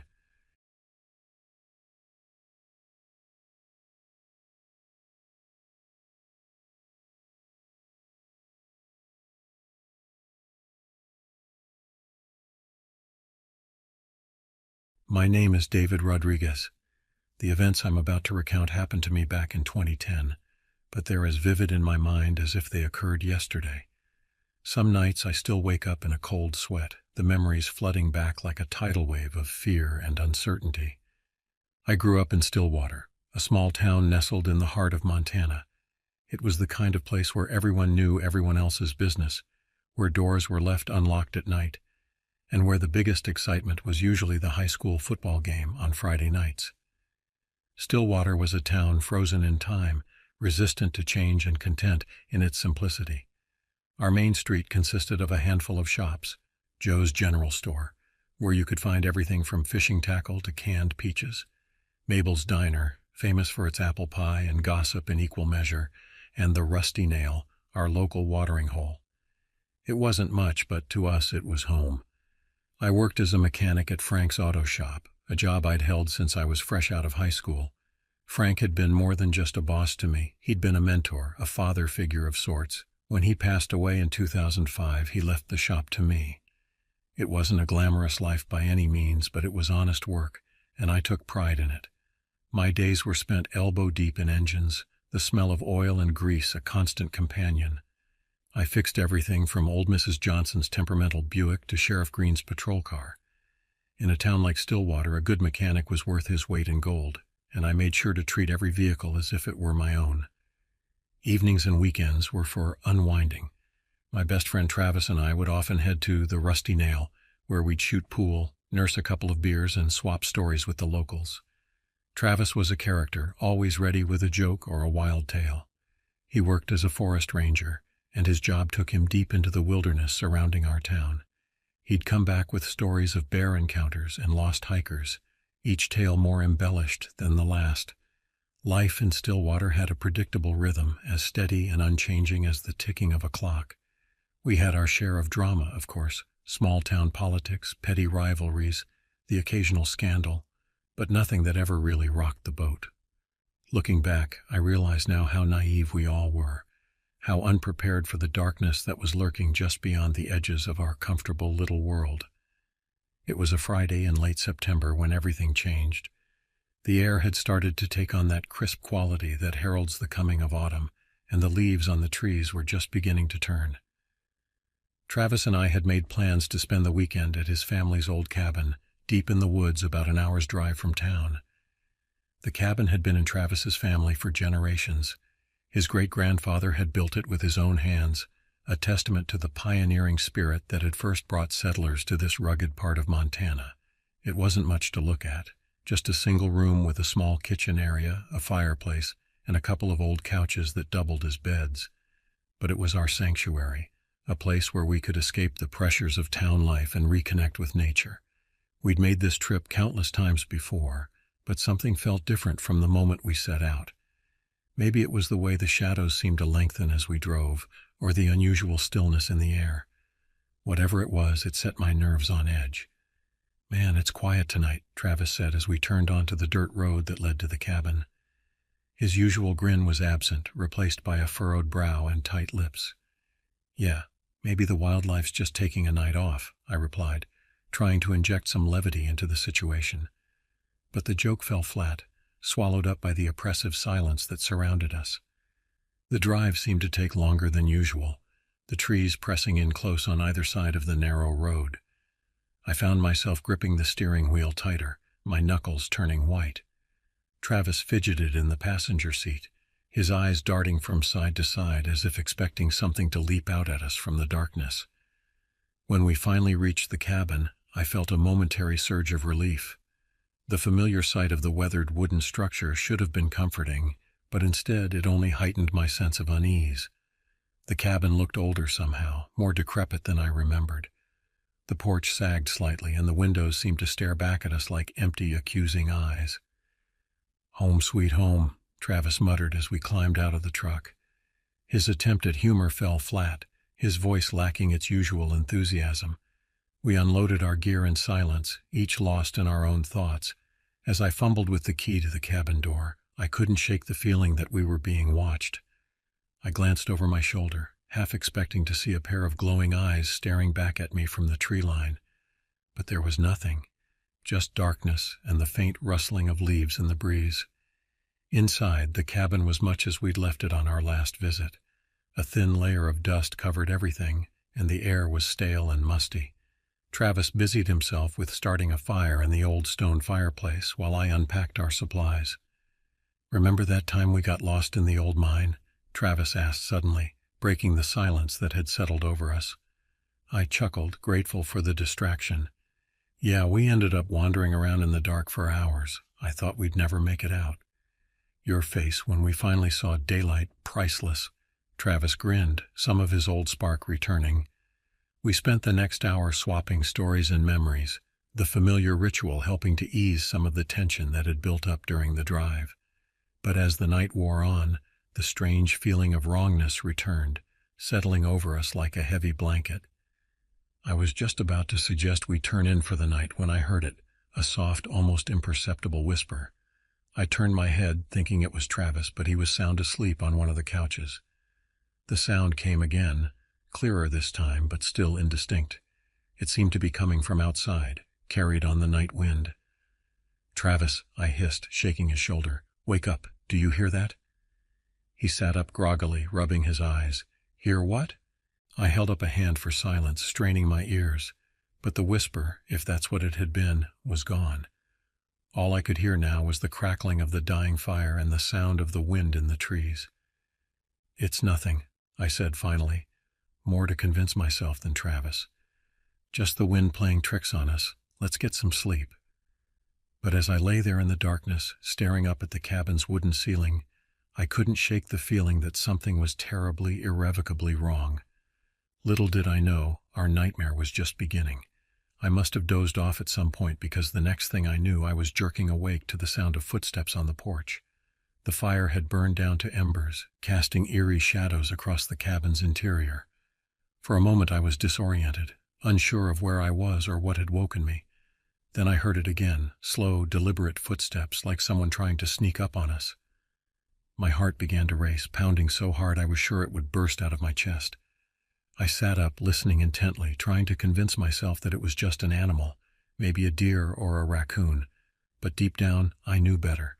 Those were human footsteps. I reached over and shook Travis awake, clamping a hand over his mouth to stifle any noise he might make. His eyes flew open, wide with panic, but he quickly understood the situation. We lay there in silence, barely breathing, as the footsteps circled the cabin. Finally, unable to bear the tension any longer, I whispered, "We need to check it out." Travis nodded, his face pale in the dim light. We grabbed the closest things we could use as weapons, an old baseball bat for me, a rusty tire iron for Travis, and crept towards the door. The footsteps had stopped, but the silence was even more unnerving. I held up 3 fingers, counting down silently. When I reached 0, I flung the door open, ready to face whatever was out there. But there was nothing, just the darkness and the trees, standing silent sentinel around the cabin. We stepped outside, our breath visible in the cold night air. The moon had risen, casting a silvery light over the clearing, but it did little to dispel the shadows that seemed to writhe and twist at the edges of our vision. We searched around the cabin but found no signs of anyone. No footprints, no disturbed vegetation, nothing. It was as if the footsteps had been a product of our imagination. "Maybe it was just our imagination," Travis suggested, but his voice lacked conviction. We both knew what we had heard. We went back inside, bolting the door behind us. Sleep was out of the question now. We sat by the rekindled fire, talking in hushed tones, trying to make sense of what had just happened. As the night wore on, exhaustion began to take its toll. Despite our best efforts to stay awake, we both eventually succumbed to sleep. The next thing I knew, sunlight was streaming through the cabin's dusty windows. For a moment, I felt a surge of relief. Surely, in the light of day, the terrors of the night would prove to be nothing more than an overactive imagination fueled by too many campfire stories. But as I sat up, stretching the kinks out of my back, I noticed Travis staring at something on the far wall, his face drained of all color. I followed his gaze, and what I saw made my blood run cold. There, written on the wall in what looked horribly like dried blood, were the words, "We see you." "What the hell?" I whispered, my voice sounding unnaturally loud in the stillness of the cabin. Travis shook his head, his eyes never leaving the ominous message. "I don't know, man. I don't know." We packed up our stuff in record time, barely speaking as we threw our belongings into bags and loaded them into the truck. The drive back to town was a blur. the beautiful Montana landscape passing by unnoticed as we both grappled with what we had experienced. By unspoken agreement, we headed straight for the sheriff's office. Sheriff Green was an old-timer, a no-nonsense kind of guy who had been keeping the peace in Stillwater for as long as anyone could remember. He listened to our story with a skeptical look on his weathered face, his bushy eyebrows drawn together in a frown. "Boys," he said when we'd finished, "are you sure you weren't just spooked by the quiet out there? Maybe had a few too many beers?"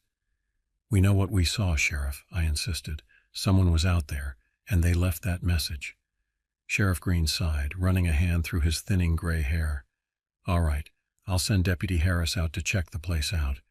But I wouldn't get your hopes up. Probably just some kids playing a prank." We left the sheriff's office feeling frustrated and unheard. Over the next few days we tried to go back to our normal routines, but things had changed. The town that had once felt so safe, so familiar, now seemed full of shadows and secrets. I found myself jumping at small noises, constantly looking over my shoulder. A week after our experience at the cabin, Deputy Harris reported back. He hadn't found anything, no message on the wall, no signs of intrusion. It was as if that night had never happened. But I knew it had, and I knew with a certainty that chilled me to my core that this was only the beginning. Life in Stillwater took on a surreal quality in the weeks following our experience at the cabin. On the surface, everything appeared normal. I still fixed cars at the garage, Travis continued his patrols in the forest, and the townsfolk went about their daily routines. But beneath this veneer of normalcy, there was an undercurrent of unease, at least for Travis and me. We tried to talk about what had happened, to make sense of it. But our conversations always seemed to circle back to the same unanswered questions. Who had been outside the cabin that night? Who had written that chilling message on the wall? And why had Deputy Harris found no trace of it? Travis threw himself into research, spending hours online reading about similar occurrences in other parts of the country. He started keeping a notebook, jotting down theories and connecting seemingly unrelated events. I humored him at first, but as the days passed, I began to worry about his growing obsession. "Look at this," he said one evening, shoving his notebook under my nose as we sat in the rusty nail. 3 hikers went missing in Glacier National Park last month. No trace of them was ever found. I sighed, taking a swig of my beer. "Travis, people go missing in national parks all the time. It's sad, but it happens." "But what if it's connected?" he pressed, his eyes feverish with excitement. "What if whatever was at the cabin that night is behind these disappearances?" I was saved from having to respond by the arrival of Sheriff Green. He nodded to us as he made his way to the bar, but I couldn't help noticing the worried frown on his face. "Everything okay, Sheriff?" I called out. He hesitated for a moment before making his way over to our table. "Well, boys, I'm not sure. We've had a couple of strange reports lately. People seeing shadows moving at the edge of town, weird noises in the night. Probably nothing but—" He trailed off, shaking his head. Travis and I exchanged a look. This was the first we'd heard of any strange occurrences in town. "Any disappearances?" Travis asked, his voice tight. Sheriff Green's eyebrows shot up. "Now why would you ask that?" Travis shrugged, trying to appear casual. "Just curious. With all the weird stuff happening, you know." The sheriff studied us for a long moment before replying. "No disappearances, not yet anyway. You boys hear anything, you let me know, you hear?" We nodded, and Sheriff Green moved off to the bar. As soon as he was out of earshot, Travis leaned in close. "See, it's not just us. Something's going on in this town." I wanted to argue, to tell him he was letting his imagination run wild, but I couldn't shake the feeling that he might be right. The next day, Travis didn't show up for our usual morning coffee at Mabel's diner. I didn't think much of it at first. He'd probably just overslept or gotten called in early to work. But when he didn't answer my calls or texts, worry began to gnaw at me. By evening, with still no word from Travis, I decided to swing by his house. His truck was in the driveway, but there was no answer when I knocked on the door. Through the window, I could see his living room, looking exactly as it always did, except for the notebook lying open on the coffee table, a pen dropped haphazardly beside it as if he'd been in the middle of writing something when he was interrupted. My heart pounding, I called Sheriff Green. Within an hour, a search was underway. We combed Travis's house, the woods where he worked, even the old cabin. But there was no trace of him. It was as if he'd simply vanished into thin air. Days turned into weeks and hope began to dwindle. The town buzzed with theories. Had Travis run off? Had he gotten lost in the woods? Or had something more sinister happened? I couldn't accept any of it. Travis was my best friend, and I knew him better than anyone. He wouldn't have just left without a word, and he was too experienced in the outdoors to get lost, which left only one possibility, one that I didn't want to contemplate. As the official search wound down, I decided to conduct my own investigation. I started by going through Travis's house, looking for any clue that might lead me to him. That's when I found it. A second notebook, hidden away in the back of his closet. This one was different from the one he'd shown me at the bar. It was filled with frantic scribblings, drawings of strange symbols, and notes about occult practices. Page after page detailed bizarre occurrences around Stillwater livestock found mutilated in nearby farms, unexplained lights in the sky, and most disturbingly, a list of names. Some I recognized as people from neighboring towns who had gone missing over the years. Others were unfamiliar. At the back of the notebook was a crude map. It showed the area around Stillwater, with several locations marked with the same strange symbols that were scattered throughout the pages. One location, circled multiple times in red ink, caught my eye, an old abandoned building on the outskirts of town. I remembered that building. It had once been a small factory, but it had shut down decades ago. Kids used to dare each other to spend the night there, claiming it was haunted. I had always dismissed the stories as typical small-town folklore, but now, looking at Travis's notes, I wasn't so sure. With a sense of both dread and determination, I decided to investigate the building. I knew I should probably inform Sheriff Green, but something held me back. What if he dismissed my concerns again? No, this was something I had to do on my own. The next evening I drove out to the abandoned factory. The sun was setting as I arrived, casting long shadows across the overgrown parking lot. The building loomed before me, its broken windows like vacant eyes staring out at the encroaching darkness. I sat in my truck for a long moment, gathering my courage. Part of me wanted to turn around and drive away, to pretend I'd never seen Travis's notebook or the map. But the thought of my friend, possibly in danger, steeled my resolve. Armed with only a flashlight and the unsettling knowledge from Travis's notes, I approached the building. The main entrance was boarded up, but I found a side door that yielded to a firm push. It creaked open, the sound unnaturally loud in the stillness of the evening. The interior was a maze of shadows and rusted machinery. My flashlight beam seemed feeble against the pressing darkness. I moved slowly, my footsteps echoing in the cavernous space. Every now and then, I'd catch a glimpse of something out of the corner of my eye, only to turn and find nothing there. As I explored deeper into the building, I began to notice strange markings on the walls. They were similar to the symbols in Travis's notebook, intricate designs that seemed to writhe and shift when I wasn't looking directly at them. My skin crawled, but I pressed on. I don't know how long I wandered through that labyrinth of decay and shadows. Time seemed to lose all meaning. But eventually, I found myself in what must have once been the main production floor. And there in the center of the room was something that made my blood run cold. A large circle had been drawn on the floor, surrounded by candles, and more of those unsettling symbols. In the center of the circle was a chair, and tied to that chair, unconscious but alive, was Travis. I rushed forward, relief and fear warring within me. "Travis!" I called out, my voice echoing in the vast space. "Travis, can you hear me?" As I reached the edge of the circle, Travis stirred. His eyes fluttered open, confusion giving way to recognition. "David?" he mumbled, his voice weak. How did you find me?" "Your notebook," I said, working to untie the ropes that bound him. "I followed your map. Who did this to you?" But before Travis could answer, a sound from behind me made me freeze. Footsteps, slow and deliberate, just like that night at the cabin. I turned slowly, my heart pounding in my chest. A figure stood at the edge of the room, cloaked in shadow. As it stepped into the dim light cast by the candles, I saw that it wore a long, dark robe, its face hidden beneath a deep hood. "Welcome, David Rodriguez," the figure said, its voice a chilling whisper that seemed to come from everywhere and nowhere at once. "We've been expecting you." I stood there, frozen in shock and fear, my mind struggling to process what was happening.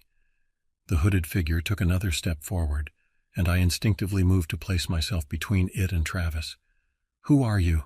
I demanded, trying to keep my voice steady. "What do you want with us?" The figure chuckled, a sound that sent shivers down my spine. "We are the keepers of the veil, guardians of secrets beyond your comprehension. And as for what we want—" It paused, tilting its head slightly. "We want you to join us, David, you and Travis both." From the shadows behind the first figure, more robed forms emerged. They moved silently, forming a circle around us. I counted at least a dozen of them, each as eerily still as the next. "Join you?" I echoed, my mind racing. "What are you talking about?" The leader, for that's clearly what the first figure was, raised its hands, pushing back its hood. I gasped as I recognized the face beneath. It was Sarah Winters, the town librarian. She'd always been a bit odd, keeping to herself mostly, but this was beyond anything I could have imagined. "David," Sarah said, her voice now normal but filled with an unsettling enthusiasm, "we've watched you for years, you and Travis both. We've seen your potential, your curiosity, your willingness to look beyond the veil of ordinary reality." "The cabin," I breathed, realization dawning. "That was you?" Sarah nodded, a smile playing at the corners of her mouth. "A test of sorts.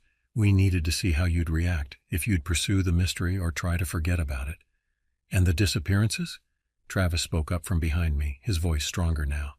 "The missing hikers, the strange sightings around town? Was that all you too?" Sarah's smile faltered slightly.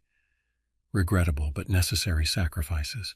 The powers we work with demand tribute, and not everyone is suitable for our purposes."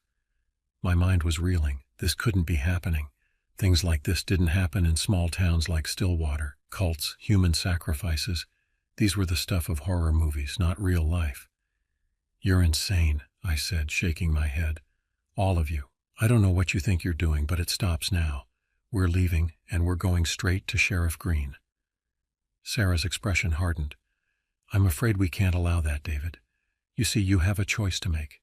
Join us, embrace the power and knowledge we offer, or become one of those regrettable sacrifices I mentioned." As if on cue, the circle of robed figures began to close in around us. I looked around frantically, searching for a way out, but we were completely surrounded. "David," Travis whispered urgently behind me, "the symbols on the floor, if we can smudge them, break the circle." I nodded imperceptibly, understanding his plan. We had to act fast. In one fluid motion, I lunged forward, tackling Sarah to the ground. The other cultists surged forward, but in the confusion, Travis managed to kick over several of the candles surrounding the circle. The flames caught on the dry, rotted floorboards, quickly spreading. Smoke filled the air as chaos erupted. The cultists scrambled to contain the fire, their carefully orchestrated ritual forgotten in the face of real danger. Travis and I seized our chance, making a break for the exit. We ran through the twisting corridors of the old factory, the sound of pursuit close behind us.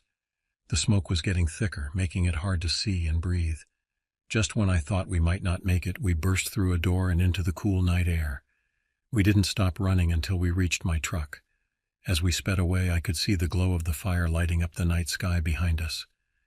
Part of me felt guilty for starting the blaze, but a larger part knew it had been our only chance of escape. "Where are we going?" Travis asked as we hit the main road, his voice hoarse from the smoke. "Sheriff Green," I said grimly. "He needs to know about this, all of it." The next few days passed in a blur of police interviews, fire investigations, and stunned disbelief. The story of the Keepers of the Veil, as the press dubbed them, sent shockwaves through Stillwater and the surrounding areas. Sheriff Green, to his credit, took our story seriously this time. The fire had destroyed much of the physical evidence in the old factory, but what remained was damning enough. The symbols, the ritual circle, traces of blood that didn't belong to either Travis or me. It all painted a disturbing picture. Sarah Winters and several other members of the cult were arrested, but many more had escaped in the chaos of the fire. The investigation expanded, linking the group to numerous disappearances and unexplained events across the state. As for Travis and me, we were hailed as heroes by some, viewed with suspicion by others. The truth, as always, was somewhere in between. We had stumbled onto something dark and dangerous, and we had survived, but the cost was high. The Stillwater we knew, the simple, quiet town we had grown up in, was gone.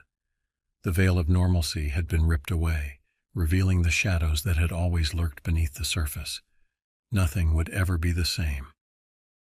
In the weeks that followed, as the media frenzy began to die down and a semblance of normalcy returned to Stillwater, Travis and I often found ourselves sitting on my porch, trying to make sense of everything that had happened.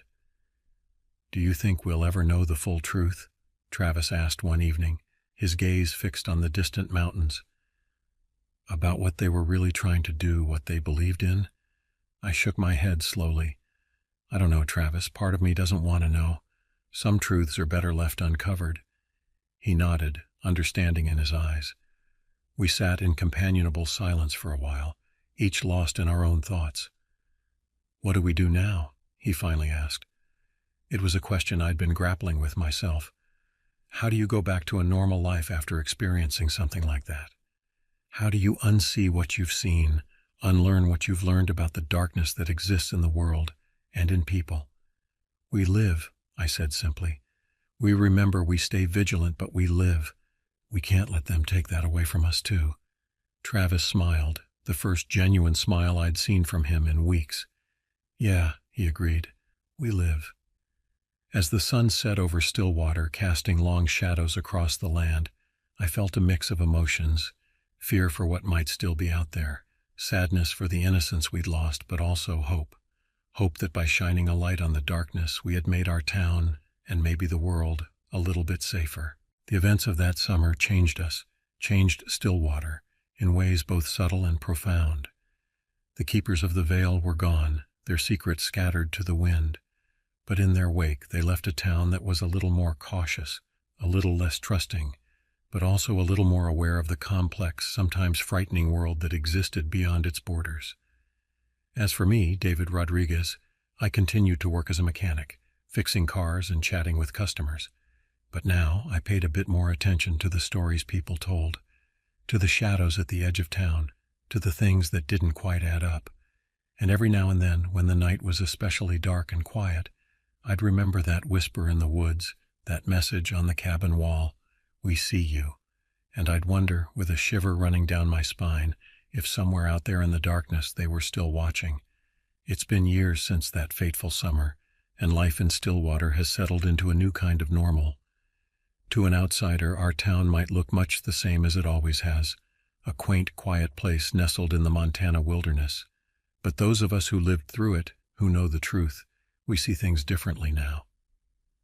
Travis left town not long after everything happened. The experience had changed him profoundly, awakening a restless curiosity that Stillwater could no longer satisfy. Last I heard, he was traveling the world, investigating other strange occurrences and unexplained phenomena. We keep in touch, swapping stories and theories via email. Sometimes I worry about him, about the paths his quest might lead him down, but I understand his need to search for answers. As for me, I stayed. Stillwater is my home, for better or worse, and I couldn't bring myself to leave. Someone needs to keep watch, to remember what happened here and make sure it never happens again. Sheriff Green retired last year, the weight of everything that had happened finally taking its toll. The new sheriff is young, energetic, and thankfully open-minded about the town's recent history. We've worked together to implement some changes, better reporting systems for missing persons, community watch programs, that sort of thing. Small steps, but important ones. The old factory was demolished, the land reclaimed by nature. No one wanted to build there, not after everything that had happened. Sometimes I drive out there just to sit and think. The wildflowers that now bloom where the cult once performed their dark rituals seem like a fitting symbol of renewal, of light overcoming darkness. But the echoes of what happened still linger. Sometimes, late at night when the wind blows just right, I swear I can hear whispers carried on the breeze. Visitors to town occasionally report strange sightings or unexplained phenomena. Most of the time it turns out to be nothing, tricks of light and shadow, overactive imaginations. But every now and then something happens that makes me wonder if we really did manage to close that door to the unknown, or if we just pushed it slightly ajar. I keep Travis's notebooks locked away in a safe deposit box at the bank. I've never shown them to anyone else, never spoken about some of the darker theories and speculations contained within those pages. Some knowledge is too dangerous, too tempting, but I keep them just in case. A reminder, a warning, a last line of defense if the shadows ever threaten to overwhelm us again.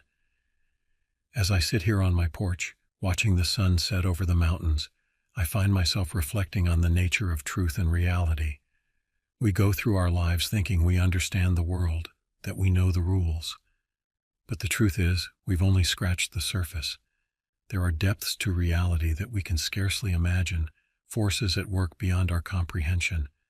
But I've also learned that there's strength in community, in standing together against the darkness.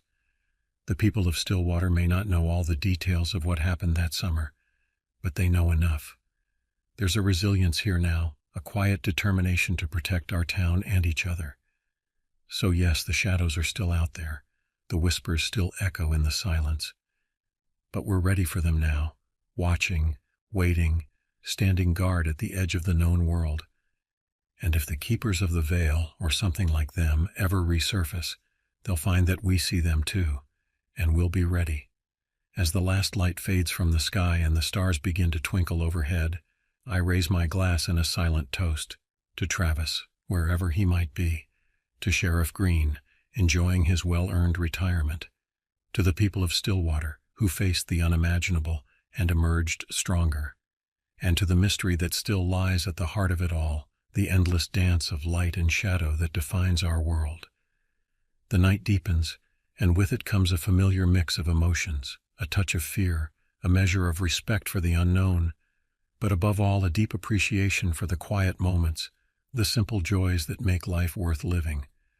Whatever lies beyond the veil, whatever forces might be at work in the shadows, this much I know, here and now, in this moment, I am alive.